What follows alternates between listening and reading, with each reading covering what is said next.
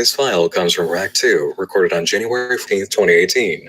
That's well before the date of this system restore, and it's 167 days before sunrise. Clients displayed are Ryan M. and Abigail P. It's not even that late. It's only nearly 9. I'm dying inside. Nearly 9. You can't even see. It's only 9 o'clock. Nearly 9. It's 8:57. It's gonna start getting busy on Yeah. Okay, let's film. Today we are shooting more of the short film. Yay. Then we're going to your house Mm-hmm. to film some more stuff, and then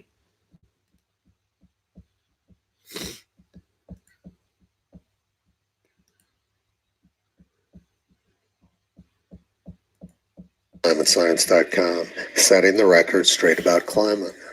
One of the core beliefs of climate alarmists is that the oceans are becoming acidic as a result of increasing carbon dioxide in the atmosphere. They call this ocean acidification. The point being to create primal fear that you're going to be boiled alive by acid. Let's read the description in Wikipedia. Ocean acidification is the ongoing decrease in the pH of the Earth's oceans, caused by the uptake of carbon dioxide from the atmosphere. Seawater is slightly basic, meaning pH greater than 7, and ocean acidification involves a shift towards pH neutral conditions rather than a transition to acidic conditions. An estimated 30 to 40% of the carbon dioxide from human activity released into the atmosphere dissolves into oceans, rivers, and lakes. To achieve chemical equilibrium, some of it reacts with the water to form carbonic acid. Some of the resulting carbonic acid molecules dissociate into a bicarbonate ion and a hydrogen ion, thus increasing ocean acidity. Between 1751 and 1996, surface ocean pH is estimated to have decreased from approximately 8.25 to 8.14, representing an increase of almost 30% in H+ ion concentration in the world's oceans. Earth system models project that by around 2008, ocean acidity exceeded historical analogs, and in combination with other ocean biogeochemical changes, could undermine the functioning of marine ecosystems and disrupt the provision of many goods and services associated with the ocean beginning as early as 2100. Note that I highlighted the words estimated, models project, and could undermine. As with almost everything else climate alarmists believe in, their belief system about ocean acidification is based on models. Now let's take a look at the real world. My undergraduate degree is in geology from Arizona State University, and then I went into the master's program in geochemistry at the University of New Mexico. This picture of the university was taken a little before my time. I'm not quite that old. I didn't finish up my master's program in geochemistry at the university and instead went off to be a wilderness ranger in the nearby Sandia Mountains. That was great fun, and then I spent the next few years working as a wilderness ranger, running movie theaters, and working as a school teacher. But I did learn quite a bit of geochemistry during my time at the University of New Mexico. Let's look at the Wikipedia claim again. Surface ocean pH is estimated to have decreased from 8.25 to 8.14. Now let's look at some actual measured ocean pH data from Monterey Bay. As you can see, ocean pH varies a lot from week to week. During the time they were taking the measurements at Monterey Bay, it varied from about 7.7 up to 8.1. Now let's look at the claim Wikipedia is making about the change since the 18th century. I superimposed it here as the pink bar. As you can see, week-to-week changes are larger than the claim change since the 18th century.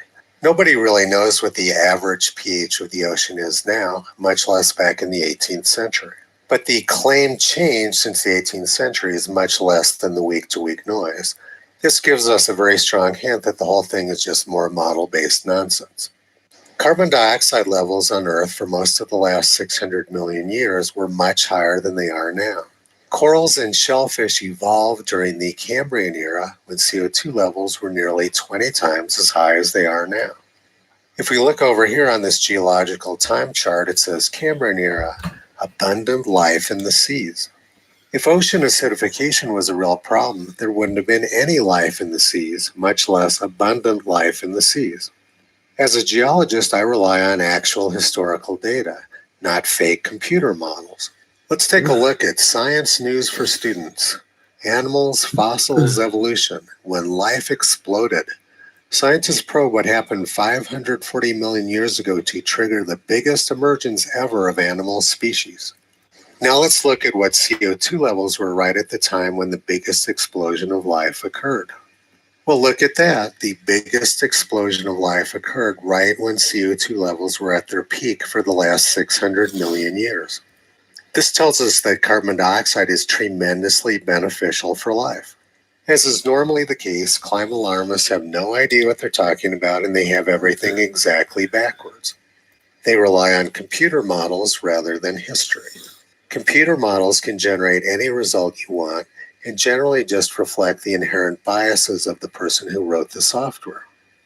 The great American physicist and Nobel laureate Richard Feynman said, "It doesn't matter how beautiful your theory is.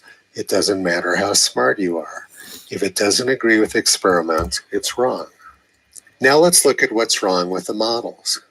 If climate alarmists were geologists instead of just theoreticians, they would have known that the oceans are underlain by basalt. Basalt is an alkali rock which comes out of volcanoes and buffers the pH of the ocean. Because the oceans are underlain by alkali rock, the pH range of the ocean is very limited. You could dump a lot of acid into the ocean and it would react with the basaltic rock at the bottom and get neutralized. The pH of the ocean is primarily controlled by the underlying rock, not the atmospheric CO2 content. Thus, we were able to have an explosion of life at 7,000 parts per million CO2. If the pH was controlled by atmospheric CO2, these huge swings would have been catastrophic. So we've pretty much covered the science. Now let's look at some of these psychological aspects of this. Last year I went snorkeling at Acapulco, Mexico with a very progressive friend. The part of the coral reef we went snorkeling at was dead. She was convinced that it was because of coral bleaching and ocean acidification. I did some research online and found that other people had taken very nice pictures of the coral reef at Acapulco, so apparently we were just at a bad spot. I know that the reef was damaged heavily by Hurricane Wilma in 2005. And later in the week, we went snorkeling at Cozumel, about 10 miles away. Cozumel is the second largest reef system in the world after the Great Barrier Reef in Australia. The reef at Cozumel has recovered very nicely from Hurricane Wilma. So it's fascinating that ocean acidification decided to target the reef at Acapulco, but leave the reef at Cozumel alone. Global warming is just so fickle. I've talked to people at the National Center for Atmospheric Research here in Boulder who've said, well, even if we're wrong about climate, we're still doing the right thing because of ocean acidification. One layer of nonsense being justified by another. The climate alarmist clown show never seems to end. Visit Toto on the web at realclimatescience.com. He's been pulling back the curtain on junk science and propaganda for a long time. Hello, this is Tony Hiller from realclimatescience.com, setting the record straight about climate. Swedish climate activist Greta Thunberg cried before the UN a couple days ago and said her childhood was stolen. Instead of attending school, she traveled to the UN in a multi-million-dollar yacht. And Greta is being considered for the Nobel Prize. Greta believes that her childhood was stolen because people have told her that sometime in the distant future, very bad things are going to happen because people are not using solar cells. This makes her the first person to have her childhood stolen by computer models. She believes that the only way to prevent this apocalypse is for everybody to put solar panels on their roof, like these ones in Sydney, Australia, which were destroyed by hail. Let's look now at some of the environmental and human benefits of solar panels. While the actual generation of electricity from photovoltaics produces no greenhouse gas emissions, the life cycle carbon costs of photovoltaic panels amounts to between 0.07 and 0.18 pounds of carbon dioxide equivalent per kilowatt hour. Production and installation of photovoltaics also require far greater amounts of tin, silver, aluminum, zinc, and copper than any other conventional source of energy. While a portion of these metals are sourced through recycling programs, a large majority come from mining ventures that carry with them large environmental footprint. These mining ventures include environmental impacts such as acid mine drainage, large-scale arsenic emissions, cyanide and mercury poisoning of waterways, and consumption of as much as 10% of the world's energy usage, not to mention the widespread human rights abuses and child labor exploitation in mineral-rich regions of the developing world like Chile and Bolivia. Well, that sounds genuinely filthy and disgusting. A few years ago, experts determined that they could replace the iodine in solar cells with cobalt and thus make it more sustainable. These children in the Congo, like Greta, also don't attend school. They're mining cobalt for Greta's solar panels, helping to keep her childhood from getting stolen. No doubt these child slaves would support her Nobel Prize bid. Unlike President Trump in the United States, Germany is listening to Greta Thunberg. They are shutting down their coal-fired power plants and replacing them with natural gas plants and purchasing the gas from Russia. They say this is necessary because solar power and wind energy are unreliable. The Bloomberg headline tried to make it sound like Merkel's bad behavior was somehow Trump's fault. So in order to help Bloomberg out, I fixed the headline for them. This one is more accurate. Merkel switching from German fossil fuels to Russian ones. Another possibility is Putin primary beneficiary of the global warming scam. A third possibility is green energy powered by child labor. I would suggest to Greta that she enjoy her charmed childhood and the beautiful weather outside, and stop listening to unscrupulous adults who are frightening her in order to push a political agenda. Visit Toto on the web at realclimatescience.com. He's been pulling back the curtain on junk science and propaganda for a long time. Hello, this is Tony Heller from realclimatescience.com, setting the record straight about climate. We don't have a climate crisis. What we have is a crisis of people saying things that aren't true about the climate and which they don't believe in. About a century ago, the great American philosopher H.L. Mencken said, "The whole aim of practical politics is to keep the populace alarmed and hence clamorous to be led to safety by menacing it with an endless series of hobgoblins, all of them imaginary." One of the favorite hobgoblins of climate alarmists is sea level rise, invoking primal fear of drowning. The Sydney Morning Herald is running this hysterical story today. Hotter oceans, wilder weather, less ice. The IPCC upgrades projections to catastrophic. A new IPCC report says inaction on climate change will likely result in sea level rise of 1.1 meters by 2100. Without action, the seas will be 5 meters higher by 2300. And then at the bottom they say, the report warns that warming oceans and melting sea ice glaciers will raise sea levels by 30 to 60 centimeters by the year 2100. So they've already contradicted themselves. Up here they say sea level is going to rise 1.1 meters by 2100, and down at the bottom they say 30 to 60 centimeters.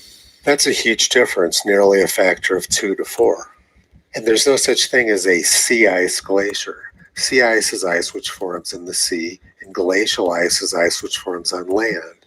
The authors of this article have absolutely no idea what they're talking about. If the Sydney Morning Herald authors actually did any research, they would know that what they're saying was complete nonsense.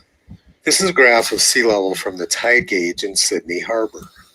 It shows only a tiny bit of sea level rise since the year 1890, and it shows no acceleration. I took this picture 3 years ago of Fort Denison in Sydney Harbor, where the tide gauge is located. And here's a picture of the other side of Fort Denison taken in the 19th century. The high water mark has not changed since the 19th century. This is the old picture, new one, old one, new one. There's no visible indication of sea level rise in Sydney Harbor over the last 120 years, right outside the offices of the Sydney Morning Herald. I'm going to spend the next few minutes talking about some basic physics, how we can tell from looking at graphs whether or not sea level rise is accelerating. This graph plots motion of an automobile over time. Time runs along the x-axis from left to right. The yellow line is distance the car traveled.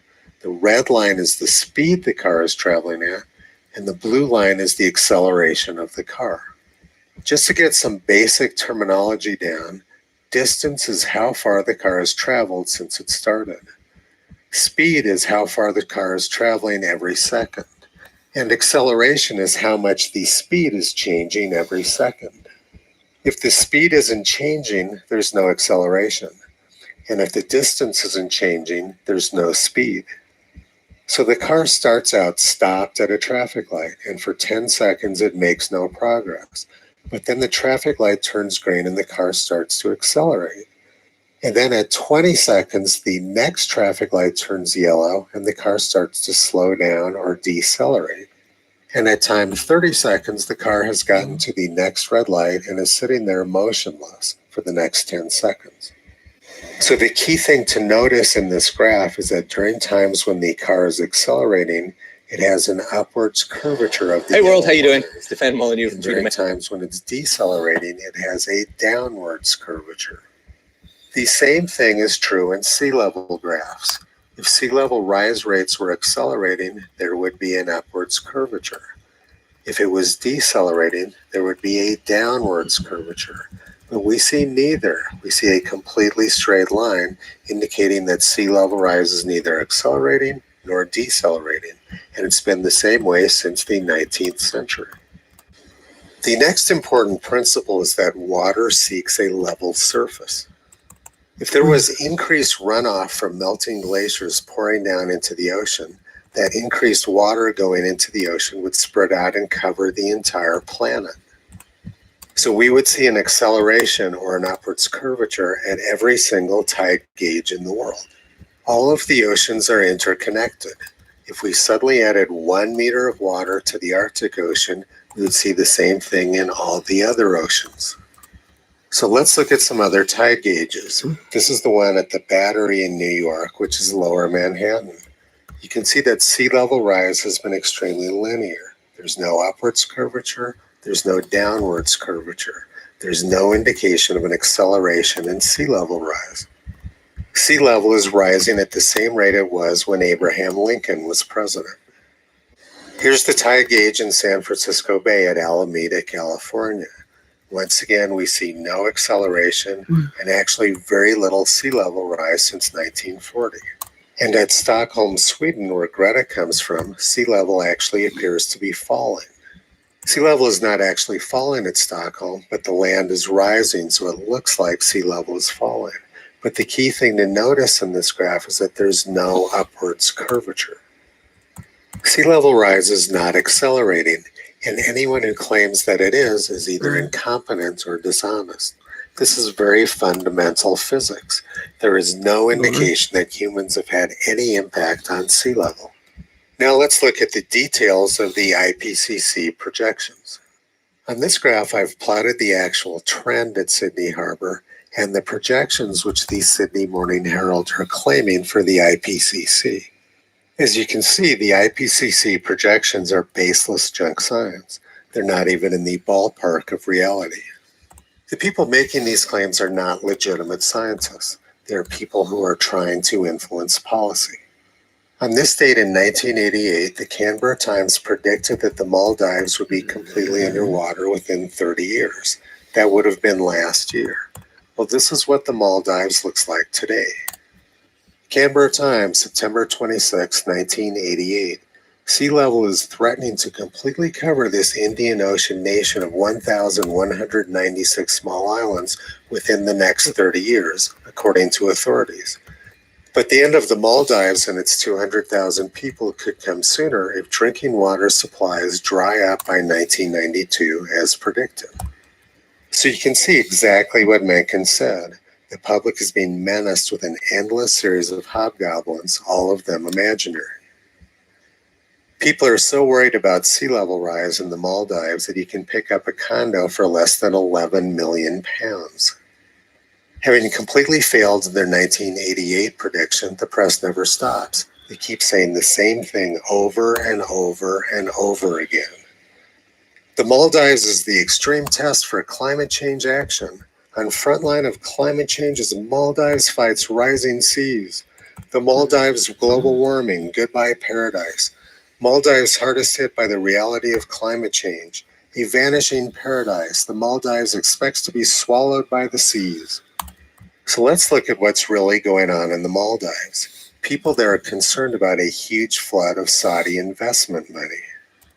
This is a very fun, happy life, says Islam Ahmed, 24, a tall, lean man chewing on areca nuts and betel leaves at one of two cafes on the less than 1 square mile island. But Mr. Ahmed and others here are bracing for a life change they fear could be catastrophic. But the catastrophic life change isn't sea level rise, it's $10 billion of Saudi investment money. Obviously, the Saudis wouldn't be investing $10 billion if they thought the islands were going to drown. But reality never gets in the way of the press. Here's a recent story from The Independent. Rising sea levels could make thousands of islands from the Maldives to Hawaii uninhabitable within decades. George Orwell said, "Early in life, I noticed that no story is ever correctly reported in a newspaper." The difference between mainstream journalism and the National Enquirer is that the National Enquirer occasionally attempts to be correct. However, in 1837, some of the Maldives Islands actually were disappearing under the water.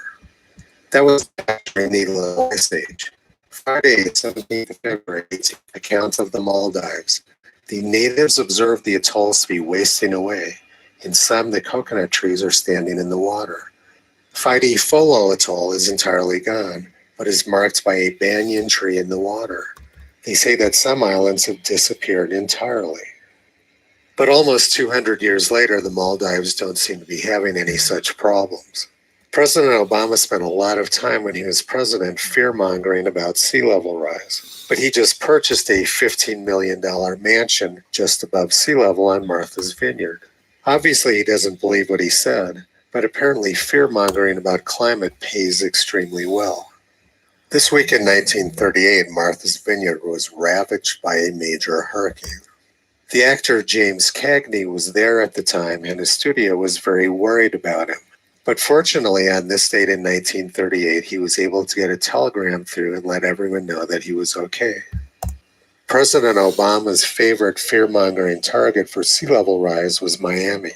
This is what Miami looks like today.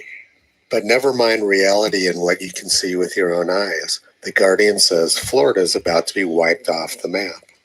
The 1960 movie Where the Boys Are started with a helicopter flying along the beach at Fort Lauderdale, just north of Miami. And this is what the same beach looks like now. 1960, now. 1960, now. There's no indication of anything going on in Florida.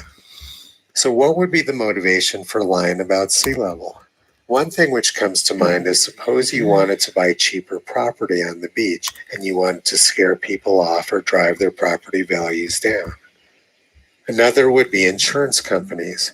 By fear-mongering about sea level, they can raise premiums without adding any increased risk on their part. Most people are very honest and they have a hard time accepting the fact that there's so much lying and fraud going on with the climate. But it's real and it's right in front of our faces. In order to understand what's going on with the climate crisis, you first have to accept the fact that there's a lot of people out there with absolutely no ethics who will say anything for money.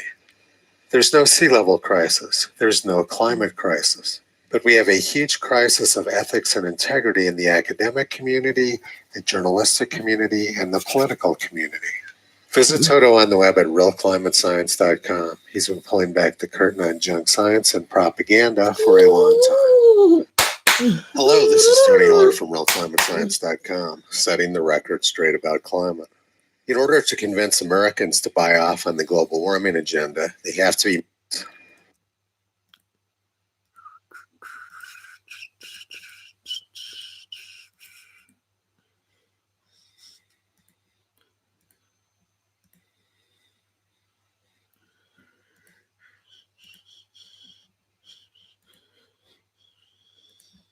I mean, listen, can I ask you for a favor? Can I just ask you for a solid planet?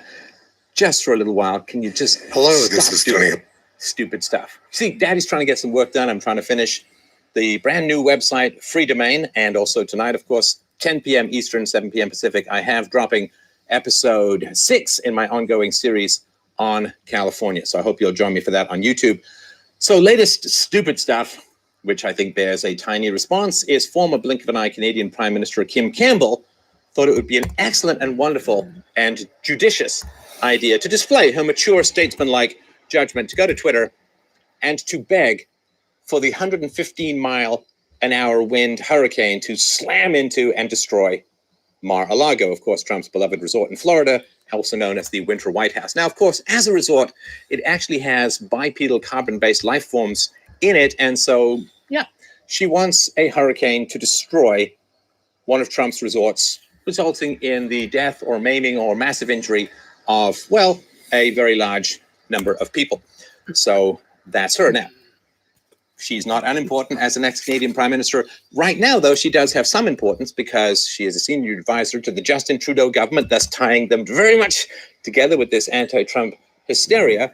And of course, she is responsible for picking a Supreme Court judge in Canada. And this is the kind of judgment she shows. Now, she's also, of course, in the past, publicly referred to Trump on Twitter as, I believe the lineage is a family named Tucker and a woman named Martha Tucker, something like that. Anyway, memory escapes me. But she did describe Trump in those terms. She's, of course, implied that he's mentally ill, but then who hasn't, particularly psychiatrists on CNN these days. And yeah, she's basically wishing for the destruction of one of his properties, the death and maiming of many people, because she doesn't like him politically. This is, like, in all seriousness, this is a massive, massive diplomatic catastrophe, because it very, very clearly signals where the Canadian government stands with the government of what used to be, of course, a fellow colony of the British, what used to be allies in the First World War, in the Second World War, and of course throughout the Cold War. And it shows, of course, just how pitifully, supplicatingly, pathetically, embarrassingly, lapdog to power-y the prostitutes of the Canadian mainstream media are, who did virtually nothing to call out this massive diplomatic catastrophe. This clearly signals that the two countries cannot work together. When you are wishing death and maiming upon people who are visiting an estate of the president's, well, there's no backing out of that. There's no coming back from that. And the only way that anything could be done that would be positively received in America would be to just get rid of this woman from all the corridors of power, and for there to be a near universal denunciation of this absolutely wretched and horrible sentiment by the Canadian mainstream press. But they're too busy lapping up the money pouring out of the broken belly of power, because the Canadian government is fire hosing money at the mainstream media. And of course, the government owns the CBC. CBC did not see fit to report on this, of course, because they're too busy reporting that Marriott, you see, is thinking of getting rid of the little bottles of shampoo and conditioner and replacing them. Sorry, I completely fell asleep. But you see, they had nothing to say about this absolutely important catastrophe in the relationships between these two countries, which share, at least for now, the largest undefended border in the world, because they're too busy writing about Marriott's shampoo. And of course, the other mainstream media outlets in Canada, well, they're almost exclusively bought and paid for by the massive fire hose of government money spraying down on them from the Liberal governments, because apparently a free press is just the kind of luxury that a country like Canada can no longer afford with Liberals in power. So it's just mad. It's absolutely crazy. And can you imagine? I mean, imagine this. So there was a tiny wrinkle of black comedy in the ongoing saga about the hysteria regarding climate change / global warming / oh my God, there was a storm somewhere, we're all going to die in 12 years. Because one of the people who pushed this conspiracy theory so enormously was one Barack Hussein Obama, who said that, of course, sea levels were going to rise catastrophically and half of America was going to be underwater and so on. And what did he do just recently? Well, he dropped $15 million, because you see, it's all about service to the people. You see, he dropped $15 million on a house in Martha's Vineyard, right by the water, right by the water. So this is just kind of a thumb your nose. I can't believe you suckers bought this nonsense, because if you really believed in climate change, well, Al Gore has won by the ocean as well, has a house by the ocean which emits more electricity than your average small Martian city, or uses more electricity than your average small Martian city. So yeah, Barack Obama is just kind of thumbing his nose, doing a little victory dance of, I can't believe you guys believed all this nonsense, because of course if he believed it, he'd never buy a house by the ocean. Don't worry, I'm sure Ocasio-Cortez will be renting a room and they'll all be having parties and laughing at everyone else's expense. So this is the state of the world. Now imagine if some prominent Canadian, high up in the government, had tweeted that she hoped that the hurricane would strike and destroy Barack Obama's new $15 million mansion by the water to teach him a lesson about climate change. And imagine that said government official wished that Obama's house would be destroyed with people actually in it to teach him a lesson about climate change. Can you imagine the denunciation and the hysteria that would result? No. But of course, it's Trump. He's a white Christian, so sadly, it's the hunt, right? Open season on white Christians, particularly white male Christians these days, which is a terrible shame. But then Christians do enormously well in general when they are being persecuted, which is a tragic but seemingly true fact of human history. So it is very, very sad. It's very sad. It's very tragic. And these are watershed moments in the relations between two countries. And this is the path that Canada has taken. It has seen fit to throw in with, let's just say, people other than historical allies in the most grim struggles humanity has ever experienced. The crack between the two nations is widening to the point of any extinction of positive relations between the two countries. And that is, as far as the next generation of consoles is not that far off. Those spanking new machines are touting ray tracing abilities. But what is ray tracing, and does it actually...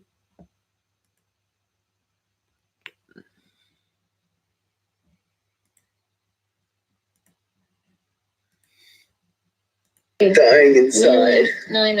You can't even It's only 9 o'clock, nearly 9.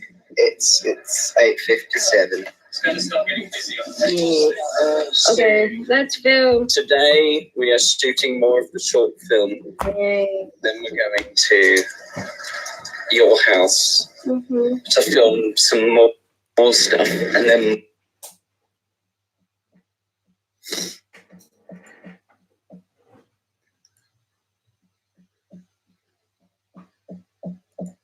ClimateScience.com, setting the record straight about climate. One of the core beliefs of climate alarmists is that the oceans are becoming acidic as a result of increasing carbon dioxide in the atmosphere. They call this ocean acidification. The point being to create primal fear that you're going to be boiled alive by acid. Let's read the description in Wikipedia. Ocean acidification is the ongoing decrease in the pH of the Earth's oceans, caused by the uptake of carbon dioxide from the atmosphere. Seawater is slightly basic, meaning pH greater than 7, and ocean acidification involves a shift towards pH neutral conditions rather than a transition to acidic conditions. An estimated 30 to 40% of the carbon dioxide from human activity released into the atmosphere dissolves into oceans, rivers, and lakes. To achieve chemical equilibrium, some of it reacts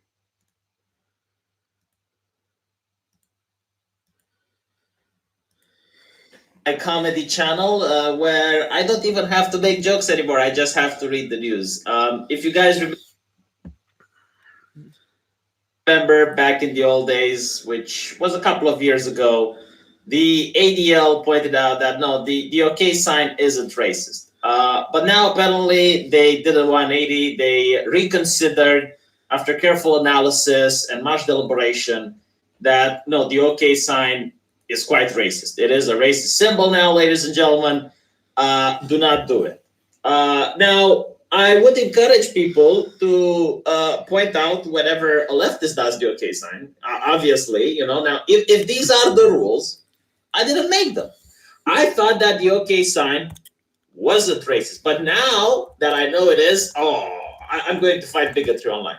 I am going to report every single left-leaning individual on the Twitter that does the hate symbols. I do not want to live in a world of hate. I want to live in a world of love and compassion. And also the bowl cut. Bowl cut is a symbol of hatred now. I just hope that someone doesn't go back and find my kindergarten album. It's safe, protected in my house, because back then my hair was definitely emanating hate.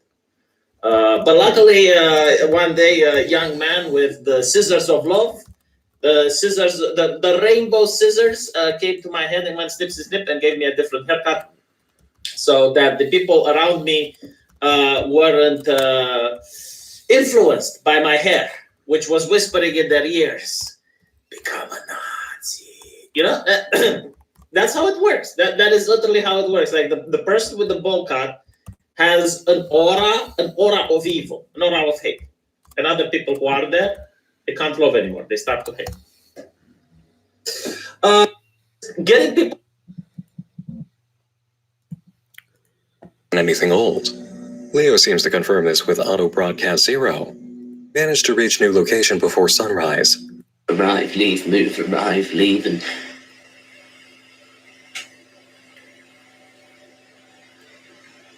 I don't know how long we can keep looking. Searching for something that isn't there. If Amy is...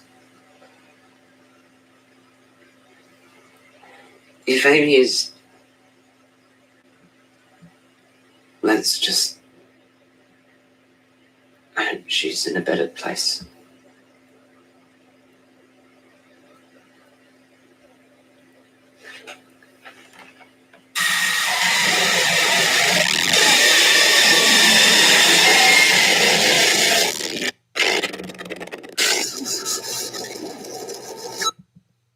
Unauthorized data transfer detected. Tracking internet protocol address. The video reveals this man has a relation to Amy, most likely family. The description reveals Amy's cohort, Leo, who says, "Copying these files from their remote server has compromised our safety, but I understand how much this means to you. Glad to see he still thinks about you." This message lines up with the content at the end of the log. The system detected a breach, which puts their safety in jeopardy. We have evidence of Day 5 being a recording in the new system run, rather than anything old. Leo seems to confirm this with auto broadcast 0. Managed to reach new location before sunrise. Sent you my feed so you can find me. Not going anywhere until you arrive. Silence is heavy, but I can still hear them. Please get here soon. The video opens with the timestamp informing us it's Day 8.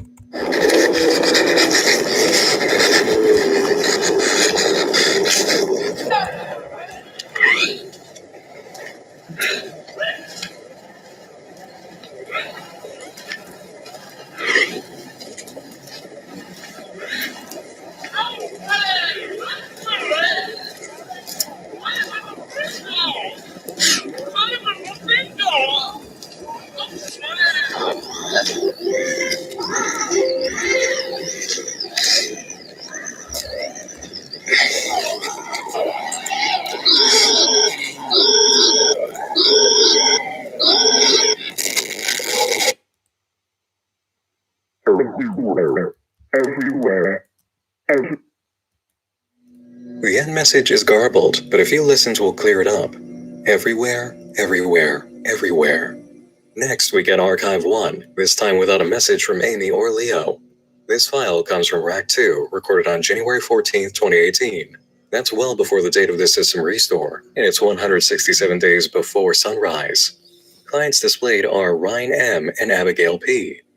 What time is it?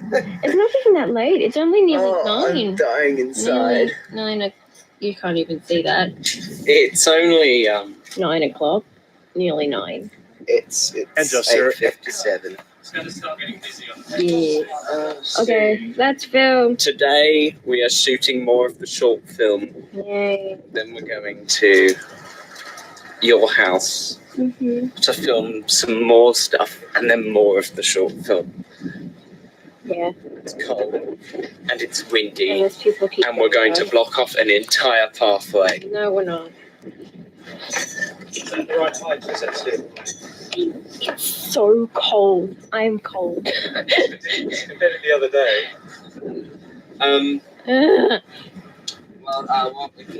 What made you think that this was a good idea? Well, no, it comes straight back to this tripod shot. And then you walk down this way. And then you look down the other way. And you notice the person. And you say... Hey, you left your case. That was actually a really good shot. I'm really disappointed I wasn't filming that practice run. So just wait for me. Just like any normal. We'll do a practice run. So what? So I need you to walk there and put your phone next to it. Which I don't have. So what you got to do? Which is yours? You walk. Which I don't have. So you walk. Jesus, it's massive. You walk like this. So you walk down, kind of like looking around, like what's going on, and then you walk over here and you sit down over here. Nervously, you put it down like this, and then it's going to change to a different shot. I'm going to be following you with the dolly all the way down to the end of that piece of concrete So down you there. want this on the right hand of the box? This way.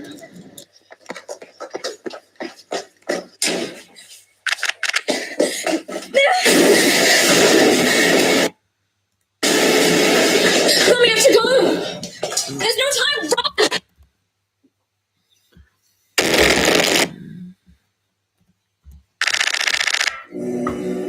Interesting ending. The footage in the archive isn't exactly uncompromised. Next, we have Media ADV with a note from Amy.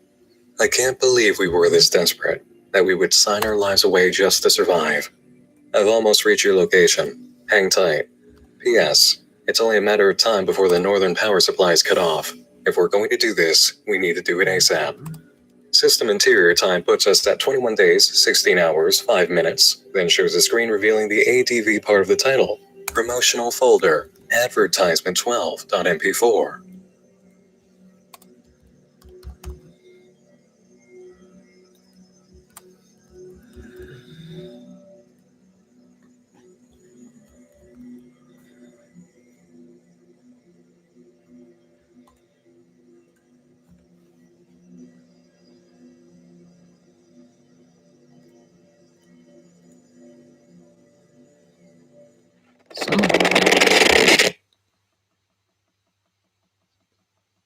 The Earth is no longer safe. The Earth is no longer safe. Seems to hold up with what we've seen Amy say. We were this desperate, sign our lives away just to survive. The system, or whatever company whose logo we keep seeing, offered a form of survival for those unsure of their future. But what manner of system is this precisely? All we can see so far is heavy surveillance capability. The next video is odd. A character named Felix stares at the screen while crying silently. Numbers are red over the footage. We know this man's name only due to the tags for the video. Interior survey appears to be the full title of the video. Viewers tried calling the number and were told, "Welcome to the interior. Please enter your name and your age," followed by a prompt for leaving voicemail. If we head to the website for the group making this project, Lexel Studios, and use the directory /system, we're given a page with the logo and a link to the database. Enter the telephone number as a password after clicking, and you'll be given this image. No real way of telling what this means yet, but we have a list of 4 servers. Further information comes from the site if we check the About Us link. Life is a fragile experience. It is unpredictable even at its best of times. Relationships are broken, loved ones are lost, and, in some cases, families are torn apart. But what if you could change all of that and start anew? To live a life free from the unpredictability and irreplaceability of the real world. With financial support from Deep Sleep Enterprises, we have developed immersion technologies far beyond those of our competitors, providing an experience almost completely indiscernible from reality. Miller Vincent, CEO. Seems to be that we're looking at a case of life simulations. That would make sense of everything having to do with the system and the name of the series. This room does not exist. Interior log 2 rolls in with a message from Leo. I don't know if you are still alive anymore. If you are, I have managed to copy over some logs from their northern interface. Someone is seen running in front of a building marked with the system logo. They get inside, and then we switch to different footage completely. A moment goes by following this man, and then we're in a hallway, watching him through interior camera 57 and then 58. He goes into R2, room 2 we can assume, then enters the bathroom, and changes into Ryan?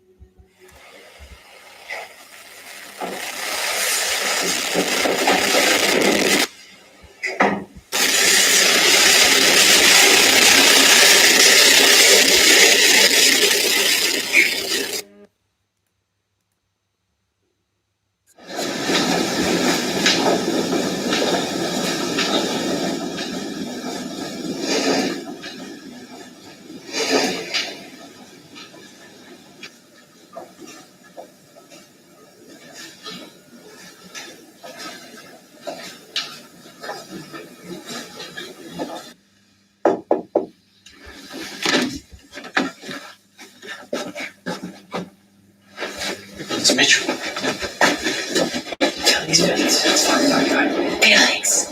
Felix. Bar, get the bar. Give us a bar.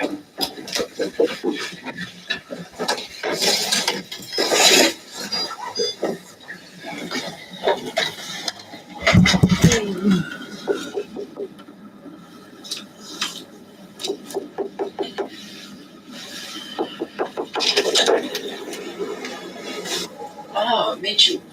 I wasn't expecting you. Mitchell, it's like 9:30. You said you'd be here at like 10. So what? Does it matter if I'm a little bit early? Why? Because we need to talk about this. Talk about what? Ryan. Have you seen Ryan at all? Like, I mean at all. No. No. Mason, no. No, I haven't. Felix? None of you have seen him or heard from him. Nope. Something is going on. I have asked everyone I know that he knows. His mother, his father, his sister. But that's beside the point. Everyone I know, no one cares about him anymore. Mason, nothing? No, I haven't. Oh, I haven't spoken to him in God knows how long. I'm depressed. It's like a stage. Guys, I think you're exaggerating it. I'm worried. That's all it is. Alright, new characters in placement of a previously introduced character. Felix, Mitchell, and Mason.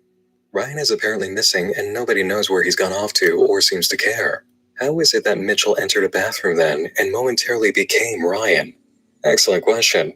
But nothing we can answer right now beyond calling it a system error, furthering the idea that we're witnessing a simulation. Our next entry increases the mystery factor. Auto Broadcast 2 holds a conversation between Amy and Leo, with Leo claiming this isn't him because he's not at the location yet. It isn't Amy either, apparently. At least they didn't touch anything, except that drive, she notes. Leo replies, "We need that back. Any missing files could cause system terminal error and a cold reboot. Square one. At least the system got the transport running again. I'll be there ASAP." And at the very bottom of the description, an odd message. You can hear it singing. The video shows someone driving to a warehouse at night, then entering a room filled with tech and networking devices. Inside is what appears to be a server rack, or at least a rack loaded with hard drives. They appear to be alone, but after a bit of digging, we hear this.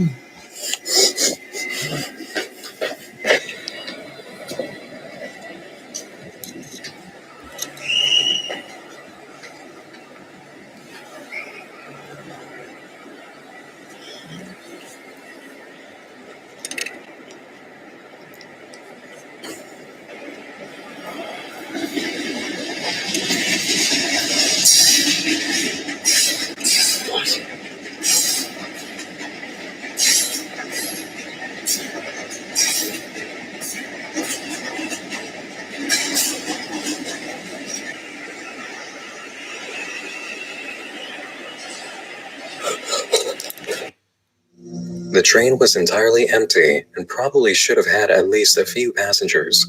As for whoever else was present, that's a mystery. Next up, System Love. An apparent sweep of the system turns up this testimony piece from Ryan's files. It's unlike anything we've seen yet.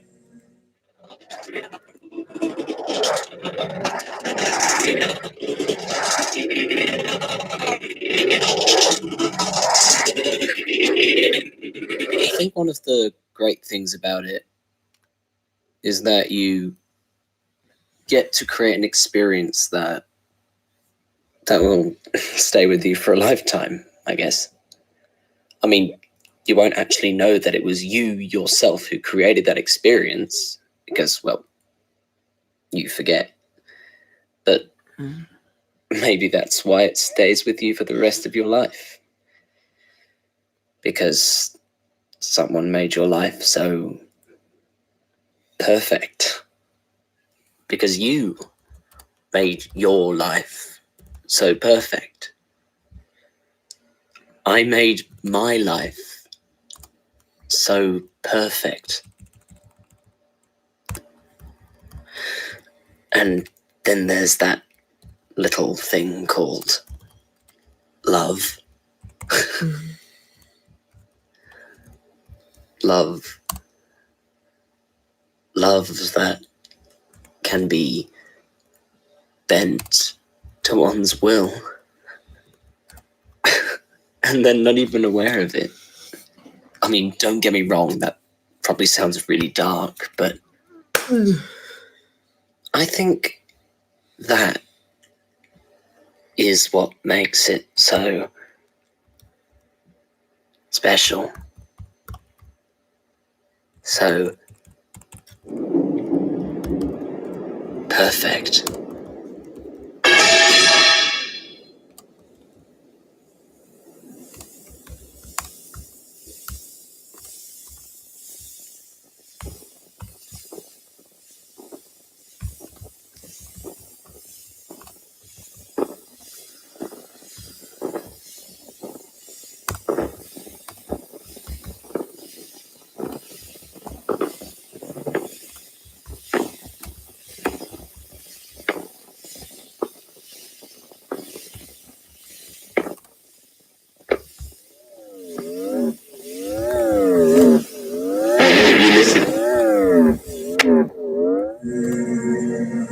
We turn from this dark area to an apparent satellite view.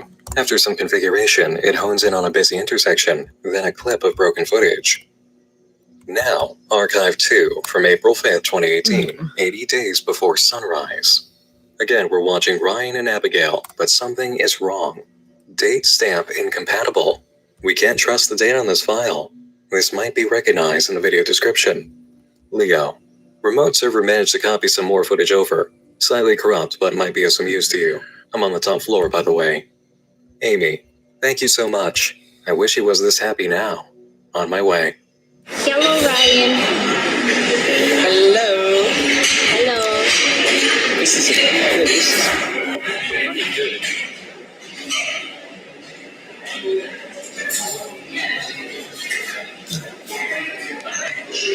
So there is apparently this new VR thing. VR. Look, it's going to be at the Technology Expo pretty soon, so we should probably go there and we could film it for like one of the modern cities. Okay.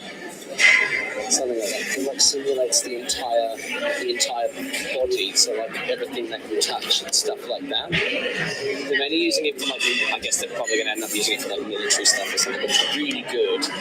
We need to try that. Yes, we must do that. Okay, definitely. we'll check it out. Where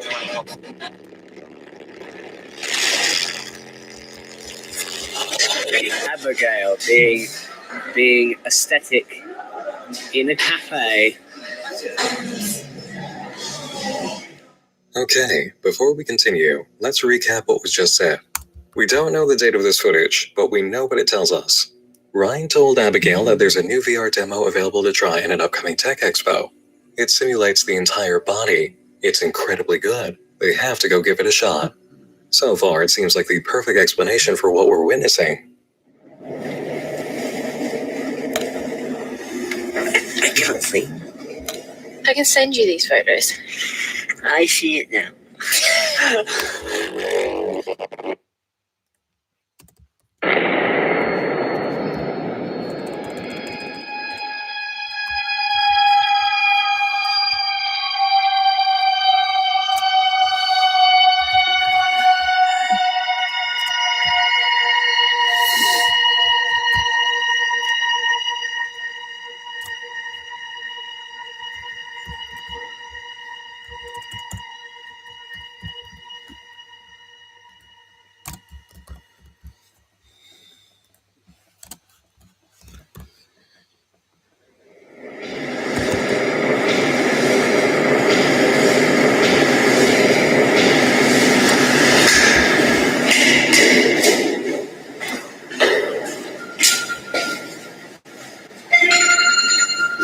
Hey, this is Caleb.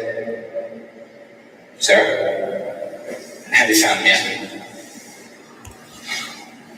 Well, I found something in my list. That's it.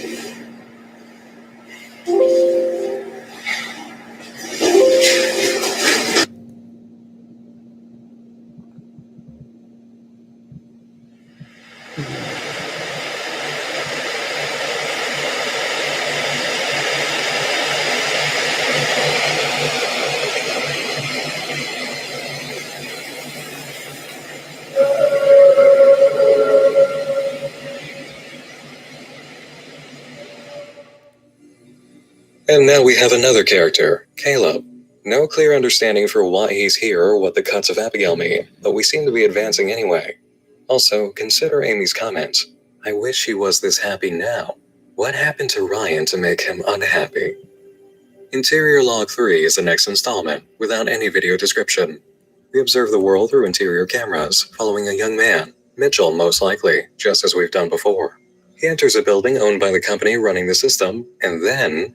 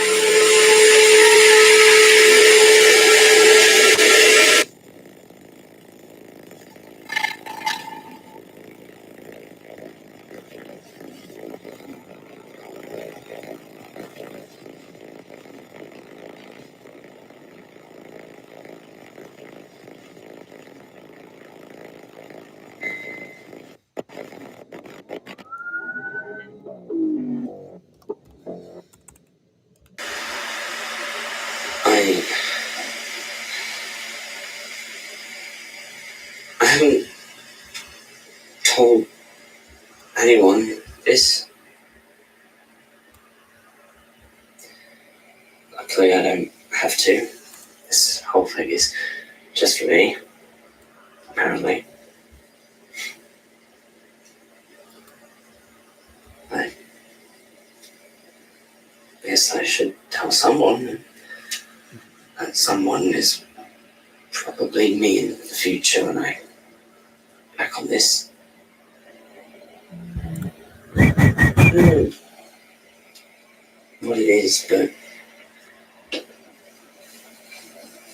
at the moment, things just seem to work. They just seem to fall into place. We went out on a date today.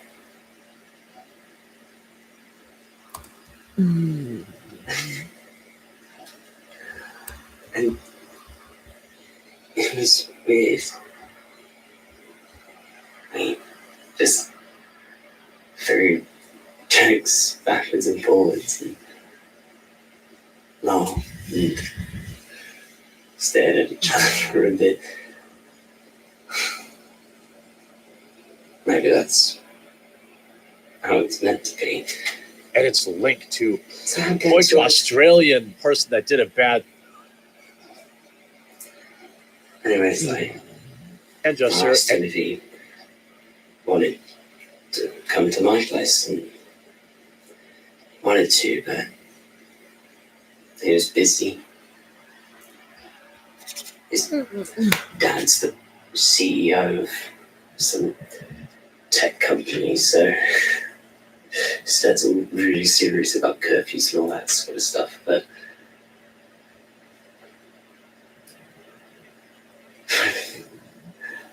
our first date, that was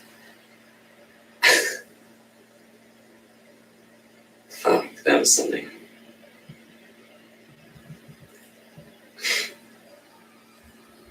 I wish I could do this right off this fucking camera, but I can't because I'm not allowed to do that. But don't know the next time.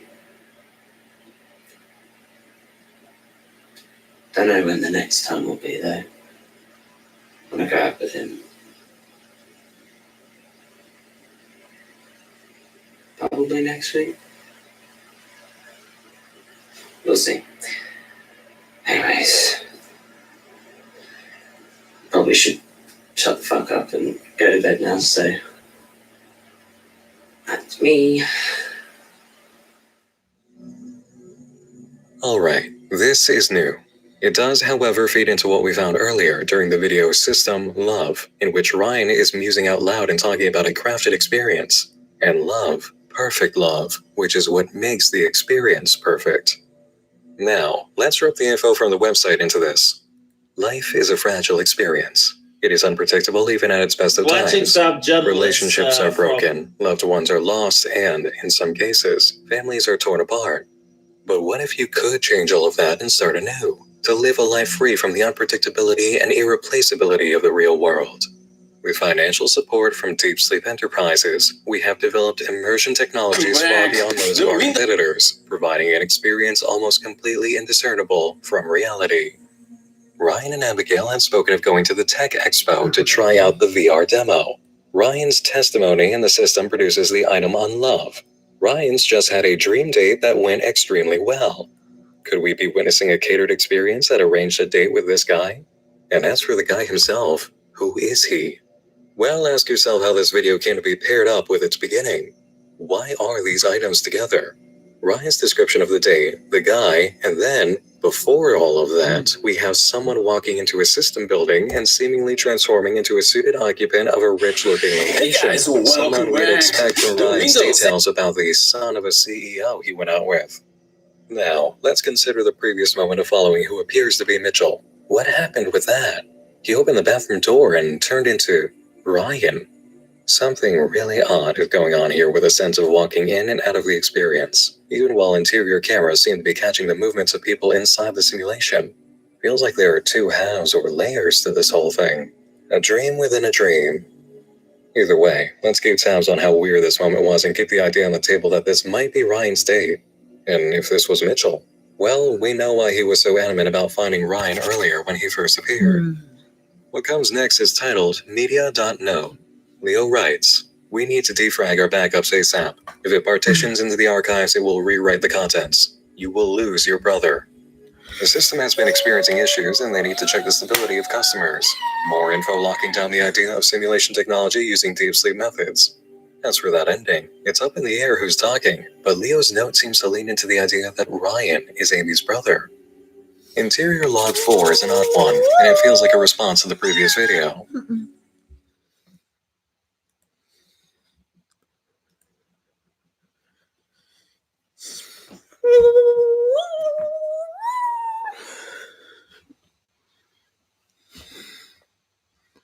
We are going to see the rabbit.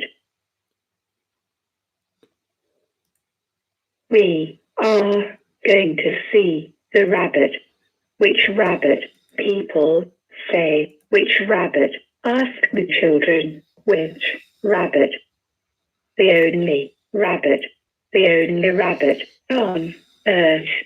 Sitting behind a barbed wire fence under the flood lights, neon lights, sodium lights.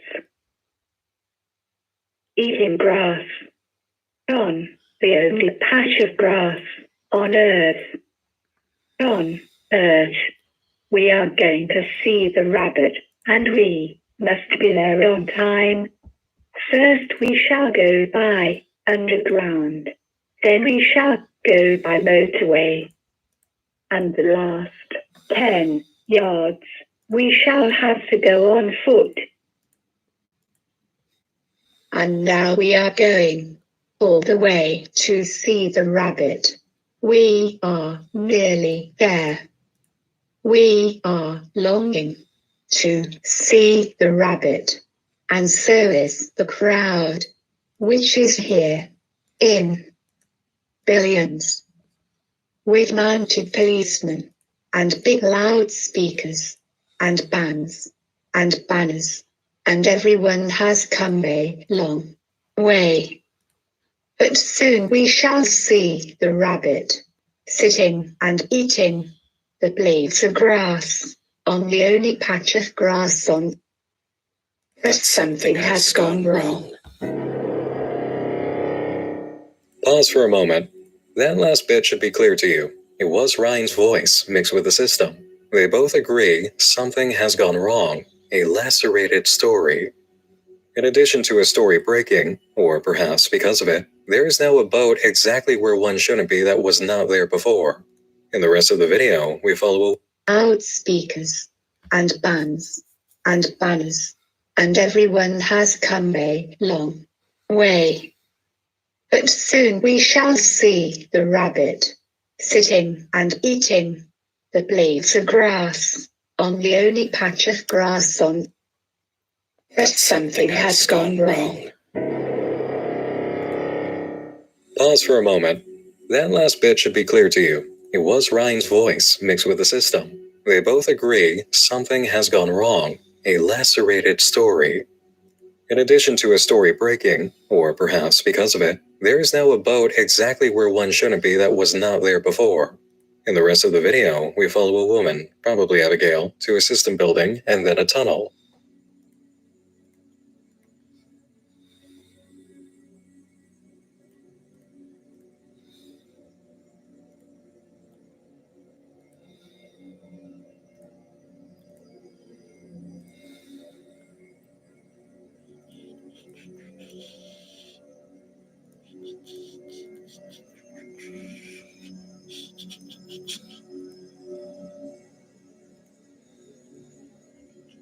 As the music plays, we're told it could be about time, life, love, pain, or death.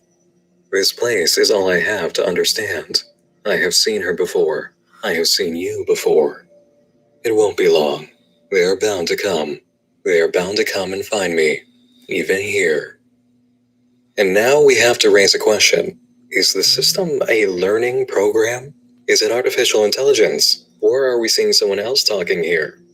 The way it feels, it's as if Ryan entered the system with an idea in mind of what he wanted out of it. The system had other plans, a lacerated story. There's a conflict of interest here and it's creating errors. Just one possibility. Now, buckle up, because here's where the confusion really increases, even as we get information. System format was uploaded on October 4th of last year with the following conversation in the description. Leo, if we are going to do this, I need to contact Mitchell. He has their system key. Amy, I changed the expo's address so Abigail should have entered the INT RK32 environment by now. Leo, she isn't supposed to be there. That's code injection. Amy, I know. Leo, she'll corrupt the local file set. The environment will break down. Amy, exactly. T, so where do I fit in? In the last video, we saw Abigail enter INT RK30 to 40. Amy has sent Abigail into RK32 by convincing her the expo is there. So the expo, that talk of going to a VR demo, it's within the realm of the simulation itself? And Amy has the power to inject code? Is this what created the error that lacerated the story? And now we have a new character, T. That might be answered soon. Let's focus on the content of system format. Ryan wakes up alone in bed, looks around, and begins asking for Tyler.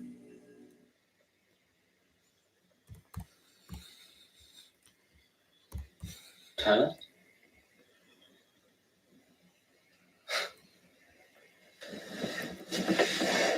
Tyler?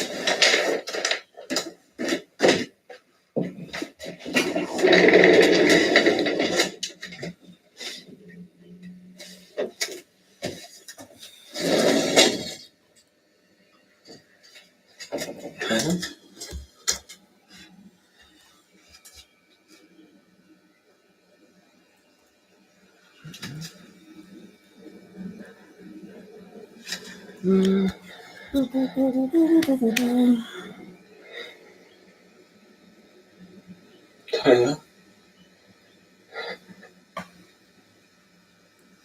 Tyler?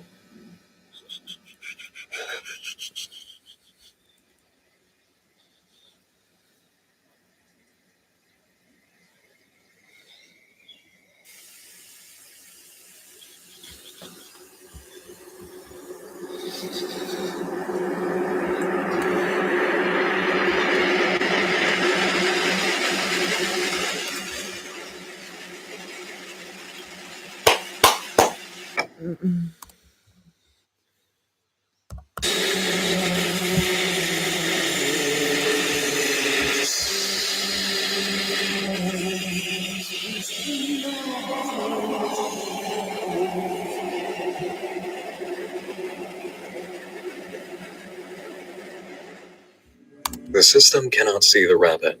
Was Tyler the rabbit? And where has Tyler gone? I suppose we can assume Tyler was the guy that Ryan was dating.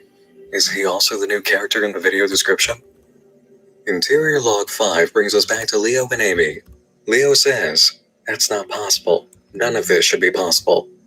Amy, to get anyone back, they have to remember. It's company policy. And sometimes their policies are wrong. Not this one. You can't just change the end user policy. There's a reason they can't remember. For their sake, for our sake, for everyone's sake, let me help them. Now, a word from the system. Originality is not of my design. There's only so much I can give to you before I can take from you. Could I clarify with what you gave me? This one of bliss and this one of power.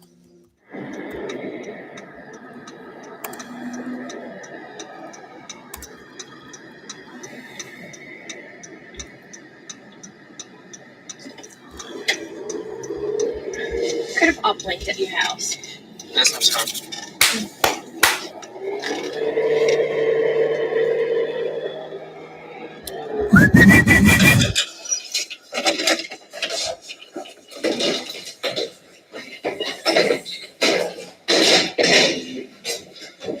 What did you want to show me? Did Ryan see you? No. It's everything, not just the inside. They own everything. Planes, cars, trains, shops, you name it, they own it. Look, they're overbranding themselves in their own environment. I think that's why Ryan has been acting so weird. Wait, you've been watching him? Yeah, ever since his uplink appeared on the hard drive. Have you seen Tyler? No. Has Tyler seen Ryan? No. Shit, this isn't supposed to happen. Where are you going? To unfuck the fuck up.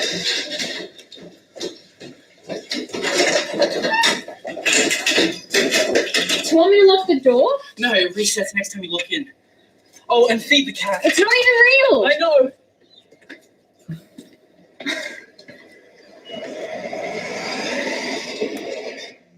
From all that time before, we have Caleb, now out of dress clothes, and with him is Abigail, just as deep in the knowledge of the system as Caleb, but they're inside the system.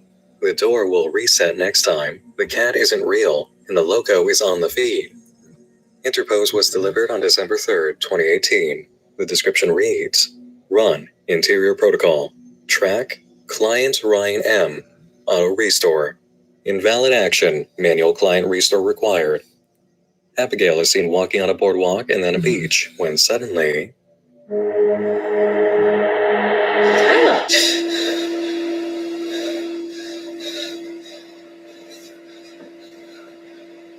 Abigail, just as deep in the knowledge of the system as Caleb, but they're inside the system.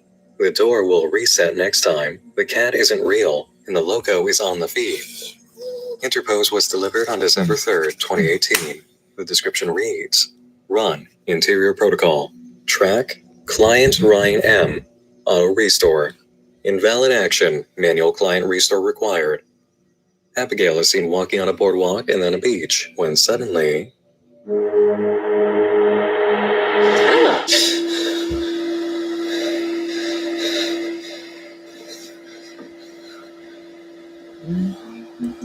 Do you really like him?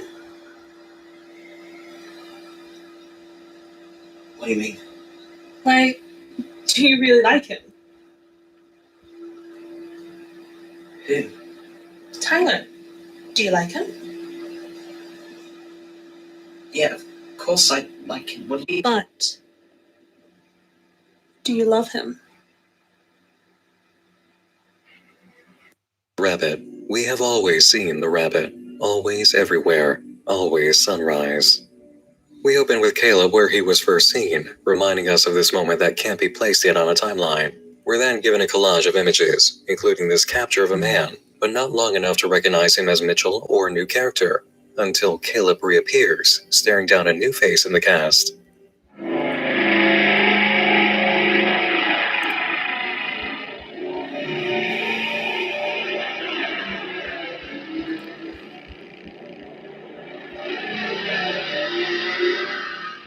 So you found him in a beach? Yep, a beach. Why a beach? No, you'd have to ask him. Have you spoken to him? Not really. He's kind of a pain in the ass to talk to. Where is he? He's in the warehouse. We don't have a warehouse. I have a warehouse.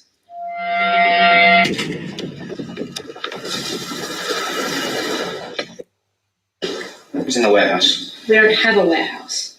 I have a warehouse.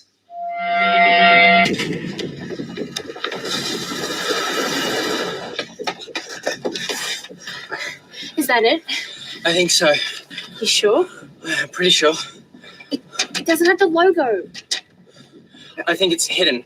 Security protocols. It's the right address. It's the right location. It's the right server environment. You sure? There's only one way to find out. Stop!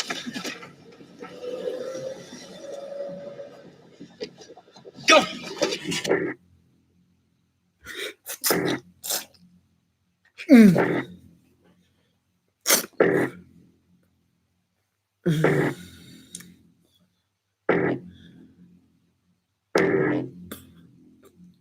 I know that face. Abigail!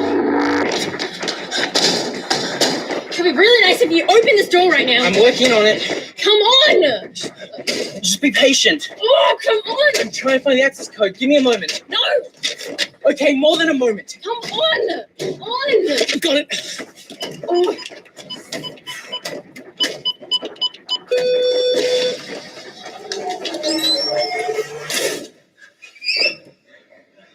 Well, it is partially an office. I'll go look for some. Hey, Abby. When you were out there, when we ran for the door, you said you knew that face. I was just thinking out loud.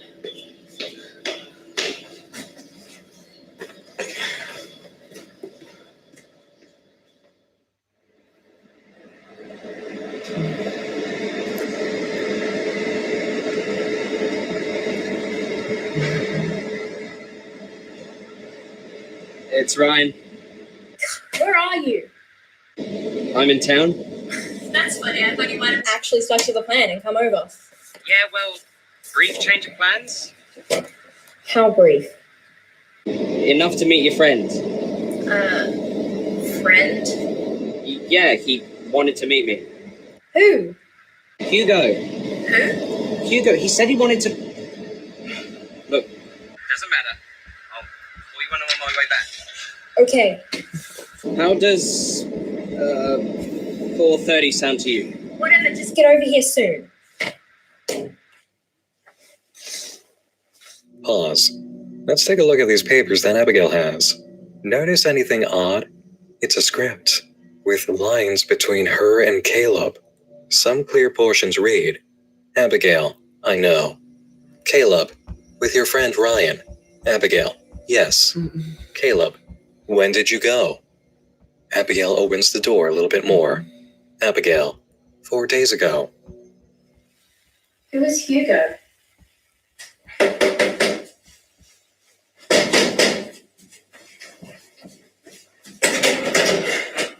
Hello? Hi, Who are... Caleb. I'm Abigail. I know. What's I know who you are. They all do. Okay, goodbye. Wait. Yeah, so What about that? you went with your friend Ryan. Yeah? When was it? 4 days ago? Shit. What is it? Tell me, what is it? That was 4 years ago. What? You never left the building.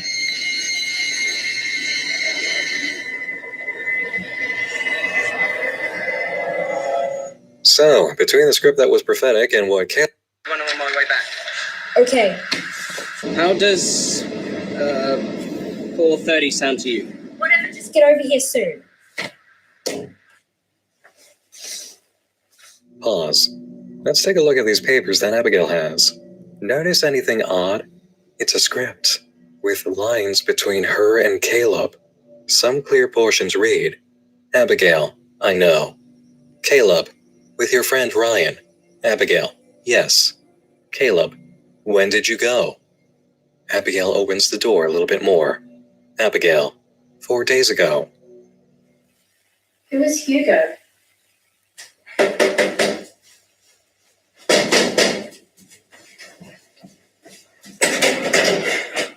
Hello? Hi, Who are... Caleb. I'm Abigail. I know. What's I know who you are. They all do. Okay, goodbye. Wait. Yeah, so What about that? you went with your friend Ryan. Yeah? When was it? 4 days ago? What is it? Tell me, what is it? That was 4 years ago. What? You never left the building.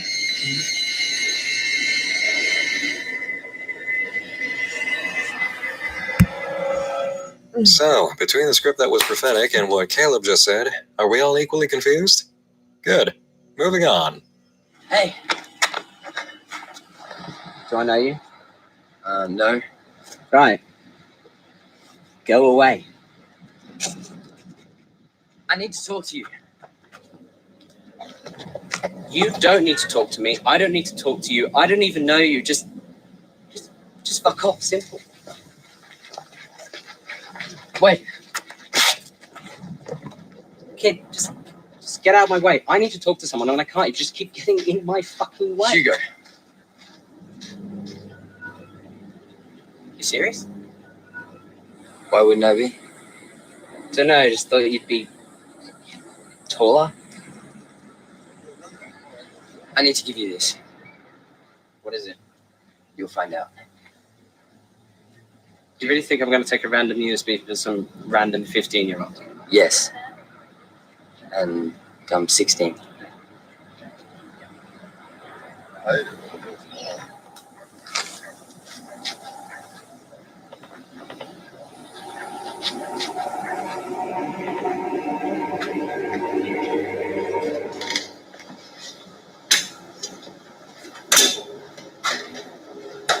Are they gone?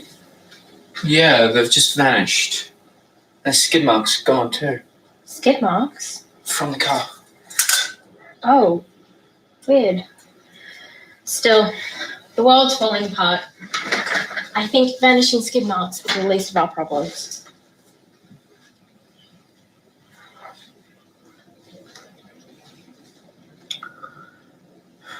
So, did you ever find Tyler? Yeah, Where was he? I saw him on a beach. And I ran to him. And then he just disappeared. Did you see what he looked like before he, I don't know. He seemed calm, quiet, but also scared at the same time. Oh.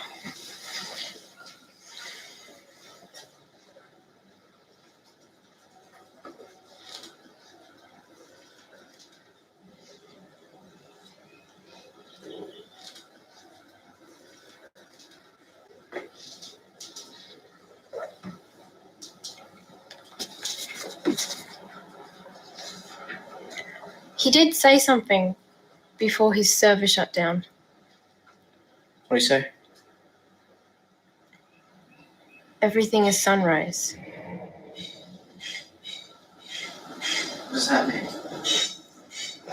Don't know.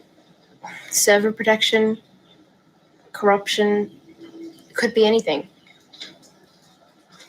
Well, let's just hope he's in a better place.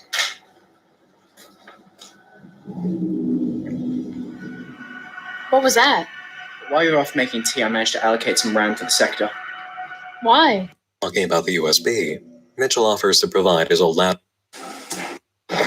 Don't know. Server protection, corruption, it could be anything.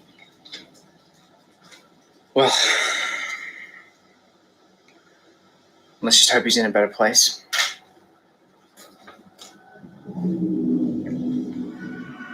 What was that? While you were off making tea, I managed to allocate some RAM for the sector. Why? I found the fuck-up.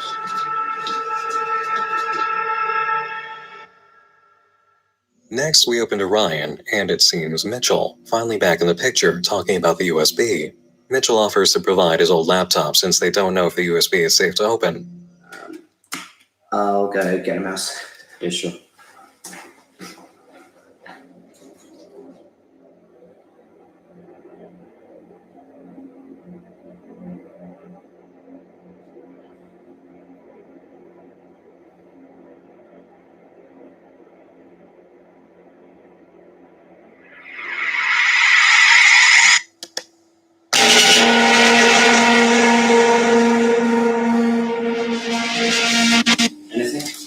Nope. Nothing. We go back to Abigail and Caleb, who walk through the area where a hard drive was stolen from Iraq in the early videos. They find a computer in the back labeled access node 25R.02E, and beneath it, a control panel.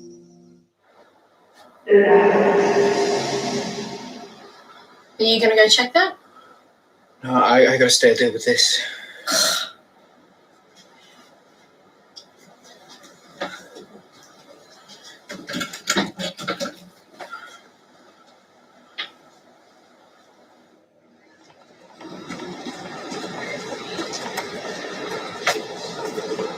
Did you give it to him? Yeah, but it wasn't exactly welcome. Okay, you gotta go now. She's waiting. Move. I am.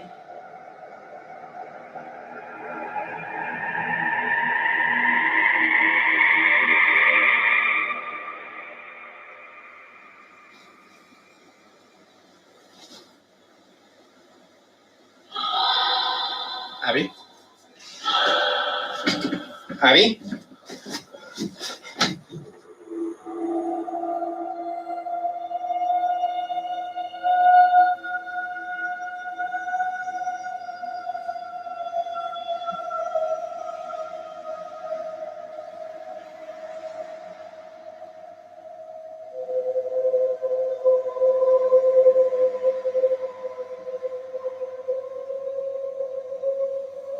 Abigail?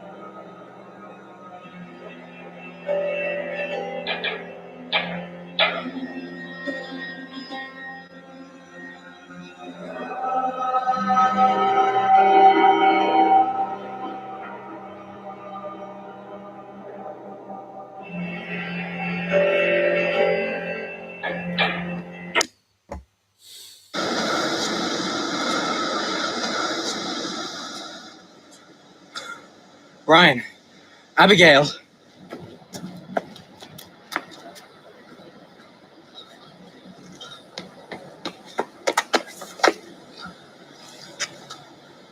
Angus? Come check this out. Come on.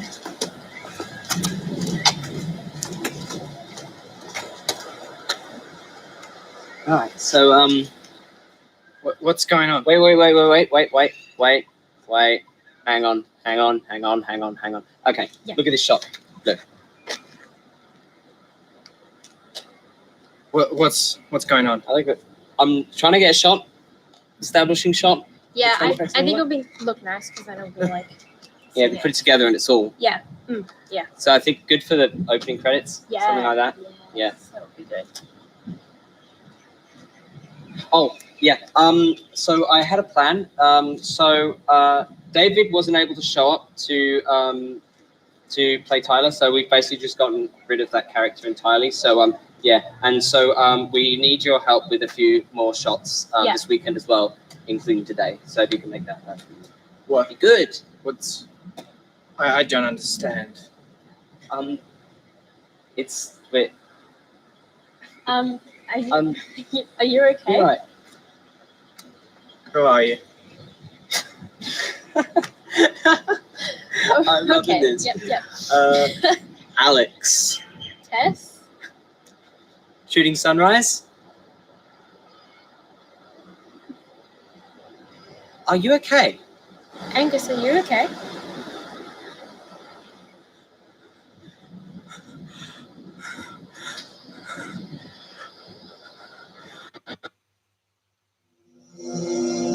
This web series is made by a group called Lexel Studios, who play the characters. Ryan is played by Alex Chorley. Abigail is played by Tess Cornwall. Yeah, didn't expect that one, right? That makes both of us. Thankfully, we don't have to feel lost for too long. Things pick up with the video advent. Alex. Tess? Shooting sunrise. Are you okay? Angus, are you okay?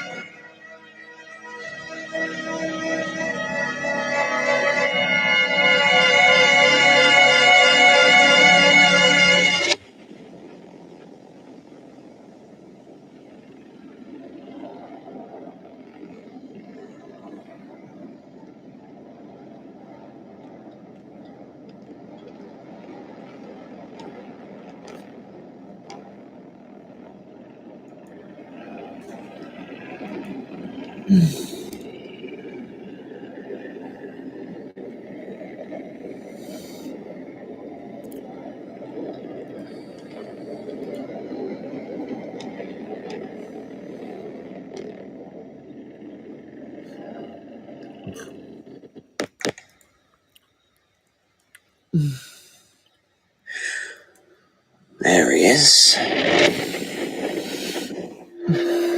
There he was, wandering around for hours, and yet he didn't ask anyone for help.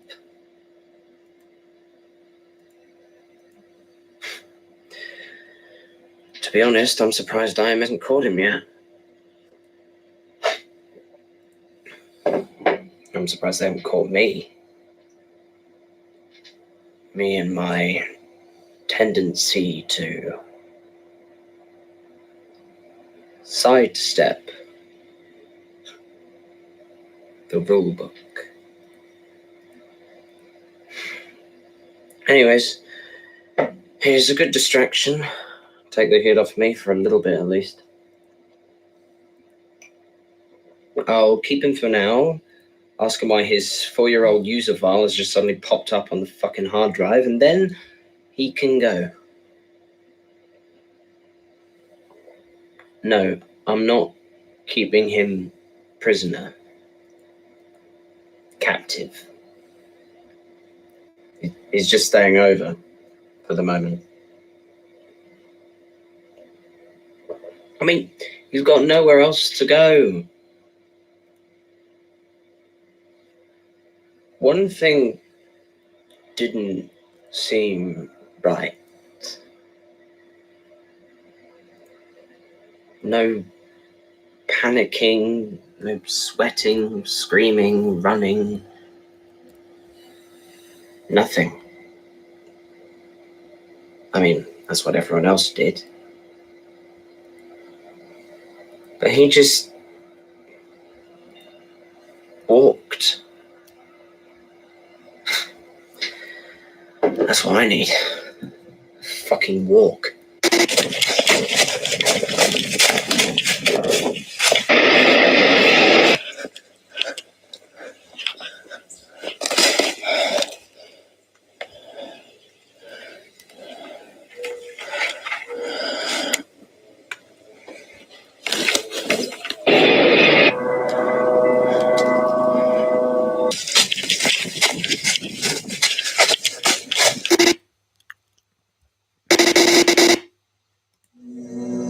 The video description reads, Amy, I'm close to an access point.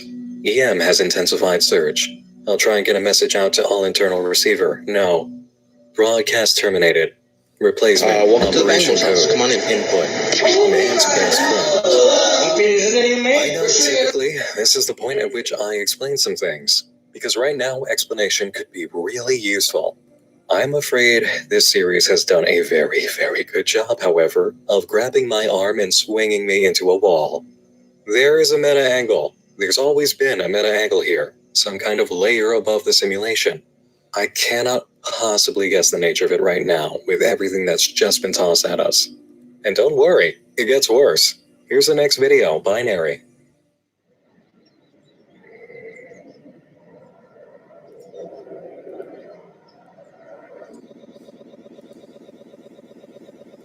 That isn't me. I don't think it is. Real quick, before.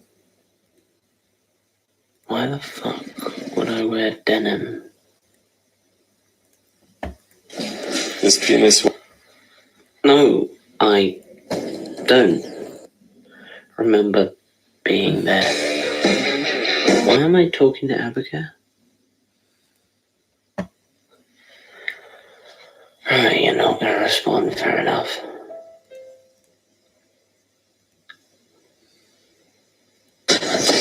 Sorry, I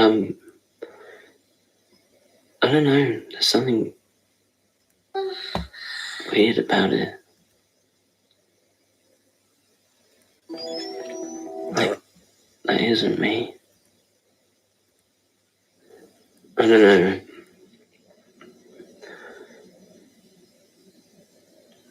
That can't be me. I don't remember being there. Which rabbit? I don't even know where that is.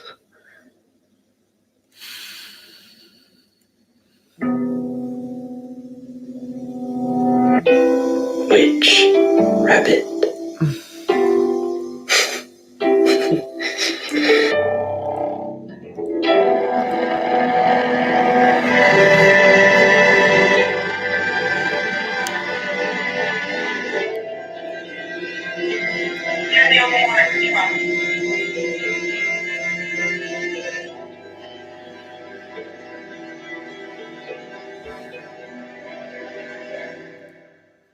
I know you love me.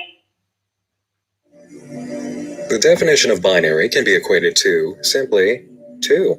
In a binary system, there are two objects, and it most certainly seems to be the case here, as we also witnessed in Sunrise, with Abigail, with Ryan, with Caleb, and of course the whole surprise fourth wall break piece. If we had to stop here, just supposing, of course, then I believe the information would point to something that goes a little bit like this. There is a system in place, definitely. That system has information inside that presents us with a Ryan, an Abigail, the whole cast as we've known them. Somehow, whether inside the same system due to an error, or in the first layer of the dream within the dream, we have the genuine counterparts, or doppelgangers. Something in here either way is a lie. Either the meta-angle is a lie, or the second set of characters is a lie that came to exist because of an error. And at least one set, at least one, is inside the system. They know they are, and they're running around with the ability to make changes to it from the inside. But in terms of what's going on, full picture, we need more info. We have to keep watching. Lucky for us, we can do that with the upload outlier. Abby, Ryan? What are you doing here? I can ask you the same question. Do you want to fuck? Are you okay? Look, if something's wrong, you can tell me. You wouldn't understand. Try me.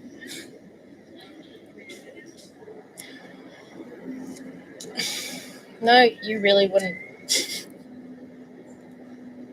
Look, don't worry, just some guy's run away, and I'm trying to find him. You cheeky bitch! No, not like that. He was helping me with something, then he just walked outside and never came back, like he vanished. Lovely. It's an interesting one. Well, let me know if you do find him. I'd quite like to meet this runaway.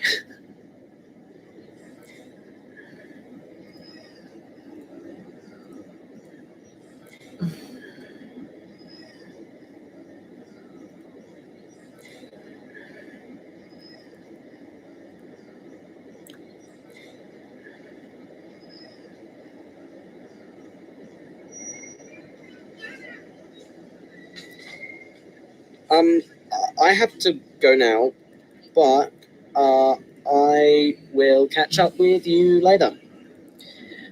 Oh, and let me know if you find the dude. What's his name? Caleb. Caleb. Cool. Alright, let me know when you find him. Will do. See ya. Bye. Bye.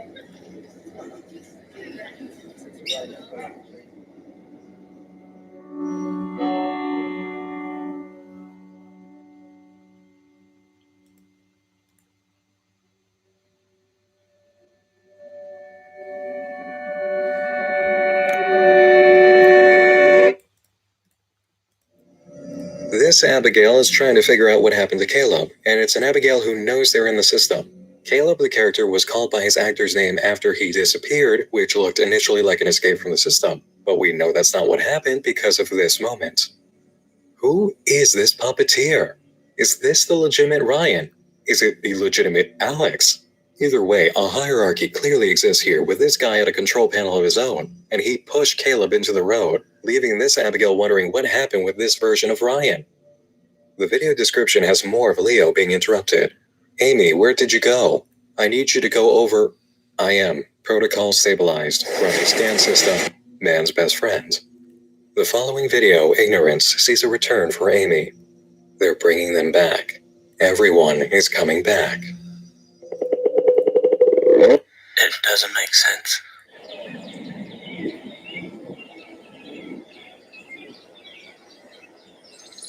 None of it makes any sense.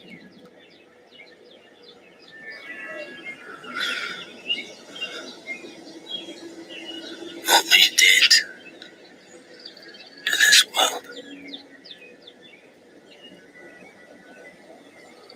to make us hate it so much.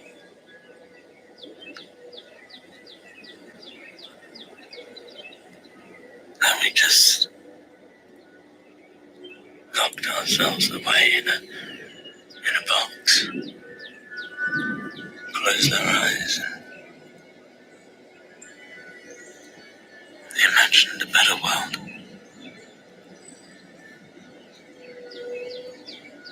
I know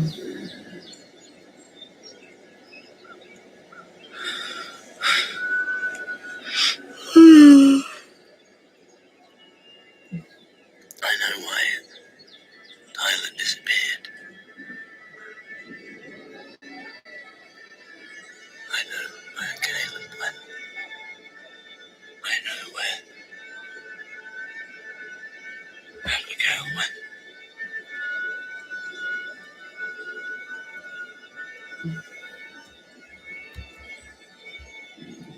I know where Amy went.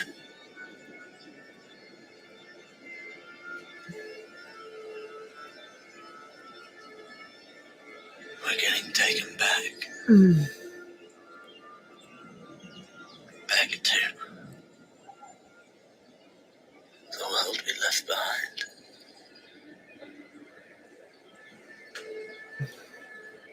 So they can tell us what went wrong. What we did wrong.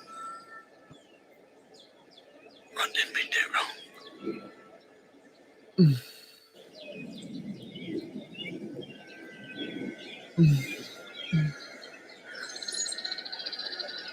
And then we'll see the rabbit.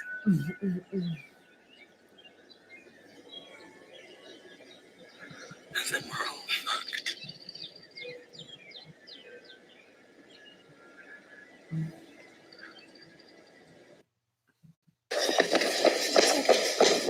Has someone been here before us? Close it. Okay.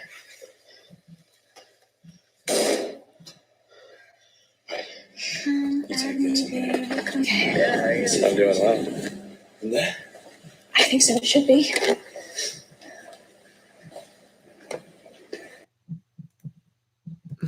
So wait, how tall are you? 6'1". Damn. So now you are in the porn industry, living your best life. And you actually like took a break, or you started out not doing boy girl, right? Yeah, I started out when I was 18. I was doing girl for a long time, and then I started doing boy girl. And my first. What we got going on here? Oh no. Do you think they mean it? I mean, I don't know. Probably like enough to.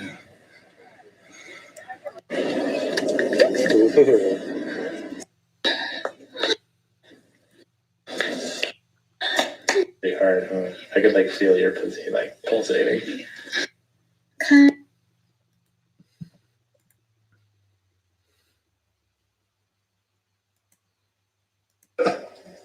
So, what's funny is I've got you covered.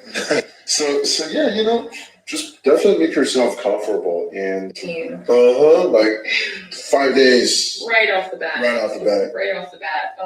And I.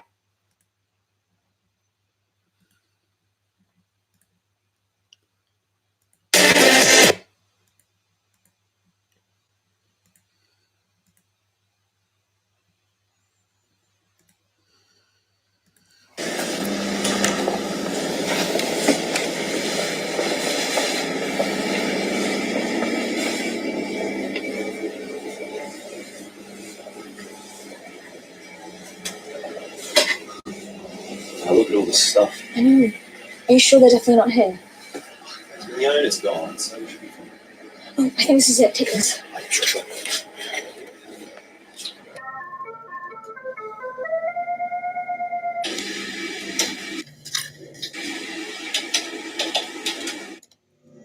Do you recognize this moment? The screen input matches up with the very first video. This is the reboot failure in progress that resulted in a 362-day run being deleted from the system. Got it? I think so. Which one?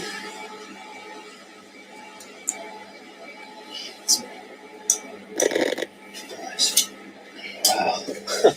Look at all of this. Oh, Kiara, you have to come check this out. What is it? Oh no, it looks pretty cool though. Jack's like valuable. Yeah, take it. Okay.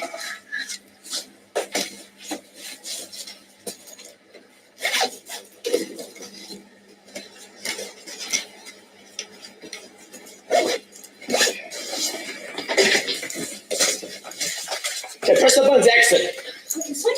Yeah, that. Who's that? I don't know. All right. Okay, so we're gonna. Hey, run! Are they following us? I don't know. Stop. What? Oh, my back, it's burning.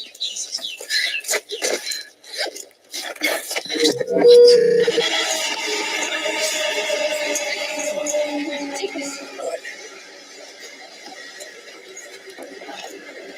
Okay, give me a second. What time is the place? Okay, but hurry up. All right, fine. Hurry up, Jack. Okay, I'm coming, okay? Stop it. It's locked. What do you mean it's locked? It's locked. Someone said it'll be open. Just give it. Okay, fine. Good. You got a bobby pin or something? Yeah, I can try. All right. Okay, thank you. There's a keypad. I'll try to punch something in, okay? You might turn off the alarm. All right, fine then. Well, what do you suggest I do then? Well, I don't know. There might be someone in there. Just bang on the door. All right. What the hell? Who was that? Quickly, get in before it shuts. Okay, fine. There's something in there in case we get knocked down here. Okay, fine. That should hold. All right. I think it's there.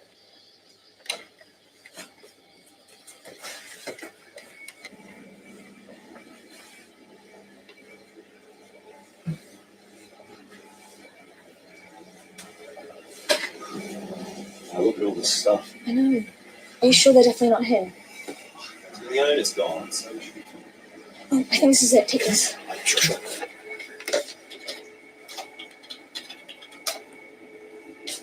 Okay, come on quickly. It's not here. Are you sure? It's not here. What do you mean it's not here? It's not there. I know.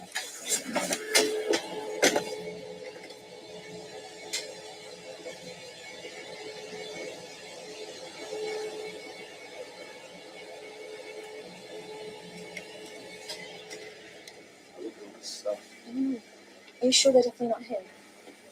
The owner's gone, so it's all fine. Okay, I think this is it.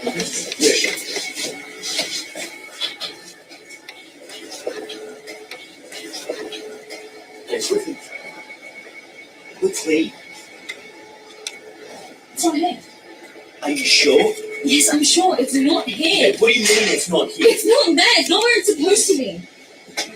See if I can find it. Just see if I can find it. Hold this.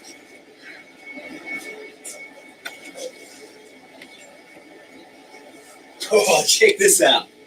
Does it look valuable? Yeah, of course. Okay, then. Hand me the bag. I think you're letting the times come in.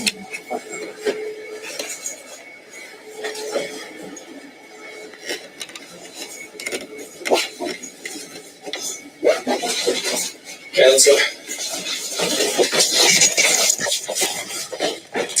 Quick, you go open the door. Take the bag. Take the bag.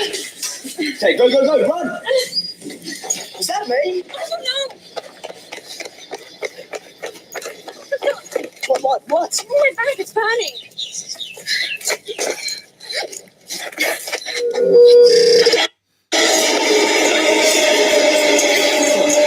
Take this.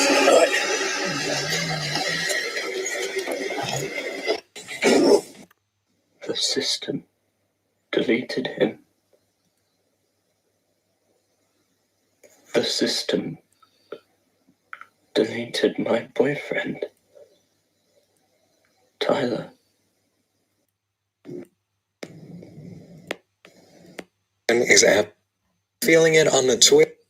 So Call of Duty Modern Warfare, this is a game that's garnered a lot of positive PR up until a few days ago, and that's because of two issues. One, there's this mode, Spec Ops Survival Mode, that is exclusive to PlayStation 4 for a whole year. And in the case of Call of Duty, this being an annualized franchise, a whole year is basically Modern Warfare's entire lifespan. And the second problem concerns pay-to-win loot boxes, which is a topic that a leader who's made... carbonic acid. Some of the resulting carbonic acid molecules dissociate into a bicarbonate ion and a hydrogen ion. accurate leaks in the past about Modern Warfare covered on Twitter. They talked about how Activision has every intention to implement weapons within loot boxes. That makes it pay to win. That's a big no-no. So since then, there's been a lot of backlash, and recently developers have been forced to respond to assuage this whole situation, but unfortunately they don't seem to be doing a good job. So this post right here, 0 upvotes, or there is a couple upvote posts that the counter reads 0, and you can see right here 25% upvoted, which is pretty bad. So I'd like to go through this and then another one that another developer posted, and I'd like to just share my thoughts on what's going on here and why these responses aren't necessarily ideal. So let's start with this one. It reads, clarifying Modern Warfare Special Ops mode coming to all platforms. Lots of discussion and reactions to yesterday's news about Special Ops. We know you have questions and we want to clarify. To be clear, our all-new Special Ops mode will be releasing on all platforms on October 25th. We're looking forward to revealing Special Ops on October 8th. When we launch on October 25th, everyone on all platforms will be getting Modern Warfare, which includes campaign, the all-new Special Ops mode, and the entirety of multiplayer, which is a massive experience we've worked to create. Special Ops Survival is an additional classic mode that will be available on PS4. We have made many changes this year with the goal to make the entire experience better for all of the Call of Duty community, including no season pass, cross-play across all platforms, and that all post-release maps and modes will be coming to all platforms at the same time. We understand that some may be disappointed to not be able to play classic Special Ops Survival day one. We hear you. Please know that we're working hard to make sure this is the best Call of Duty we've ever made and the best experience possible for fans. So what should be a statement sort of sympathizing with fans and giving them some assurances, instead it's this giant PR statement where they're like, this is the game, it's got this mode and that mode, and that's all well and good, but it isn't addressing the issue at hand, which is a mode being locked to exclusivity for a whole year for a Call of Duty game's entire lifespan. And furthermore, this post actually downplays the issue a bit by talking about how they understand people might be disappointed they won't be able to play classic Special Ops Survival day one. But the issue is that this is a year one thing we're talking about here. People won't be able to play Special Ops Survival. Okay, so an update on the whole Fallout 76 moldy helmet situation. So many of you probably have kept up with this.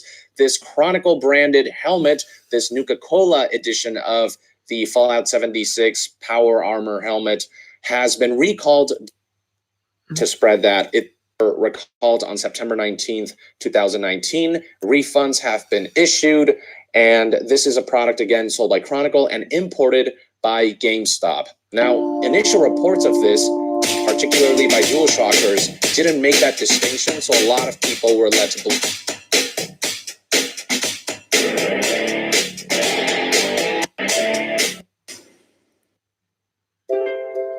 This program is brought to you by the following Patreon contributors. A while back, I proposed a question to you guys on the YouTube community regarding a device to talk to your car that I was testing.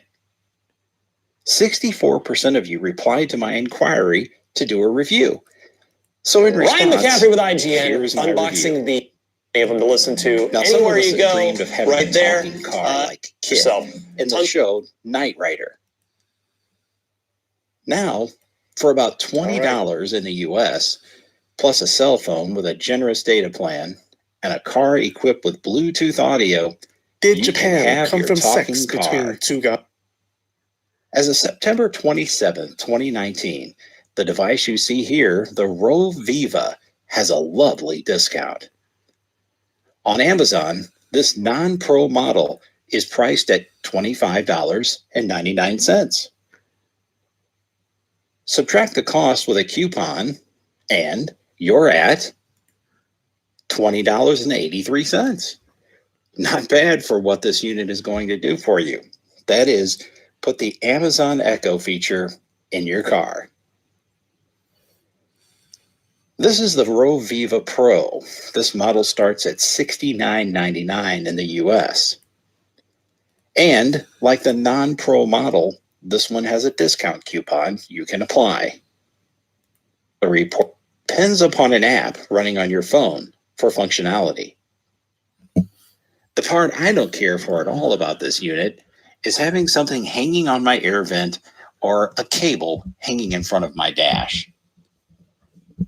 The RoViva, on the other hand, plugs neatly into your 12-volt lighter socket.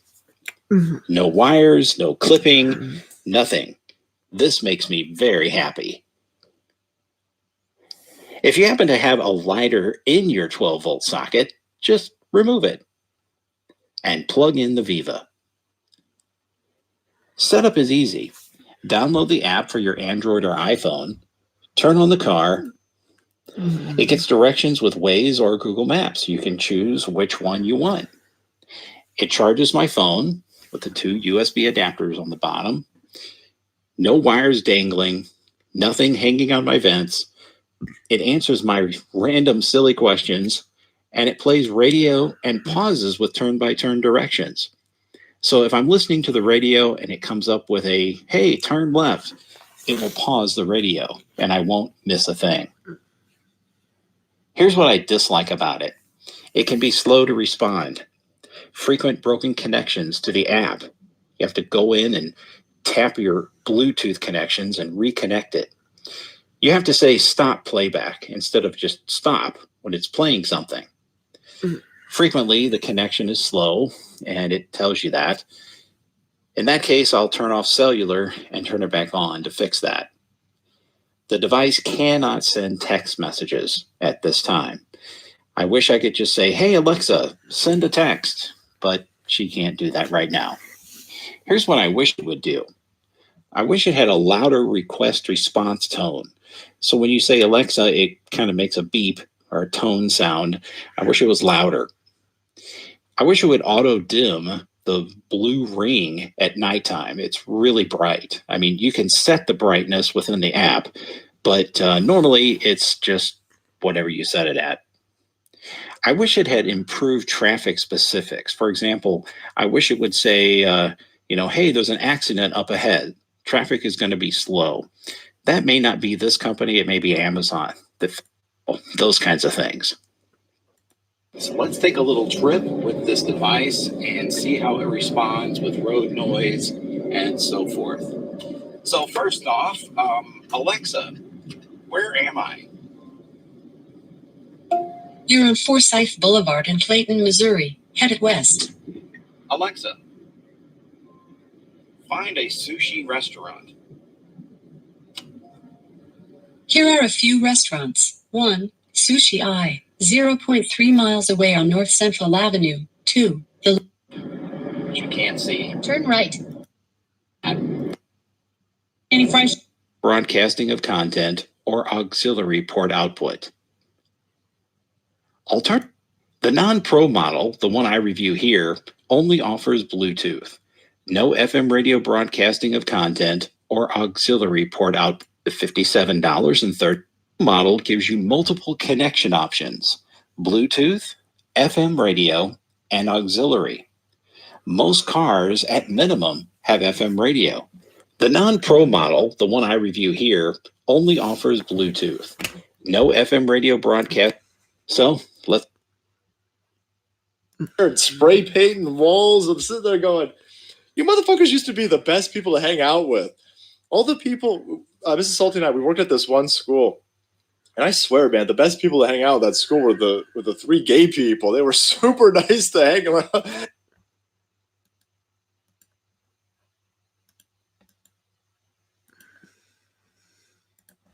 Believe that the T-51 Power Armor helmet included in the Power Armor edition of Fallout 76, that's the one that had the molding issue, but they have since updated the article. But by then, the information did begin to spread that it's all the helmets that posed this mold risk, that Bethesda had shipped out hazardous helmets and collectible items.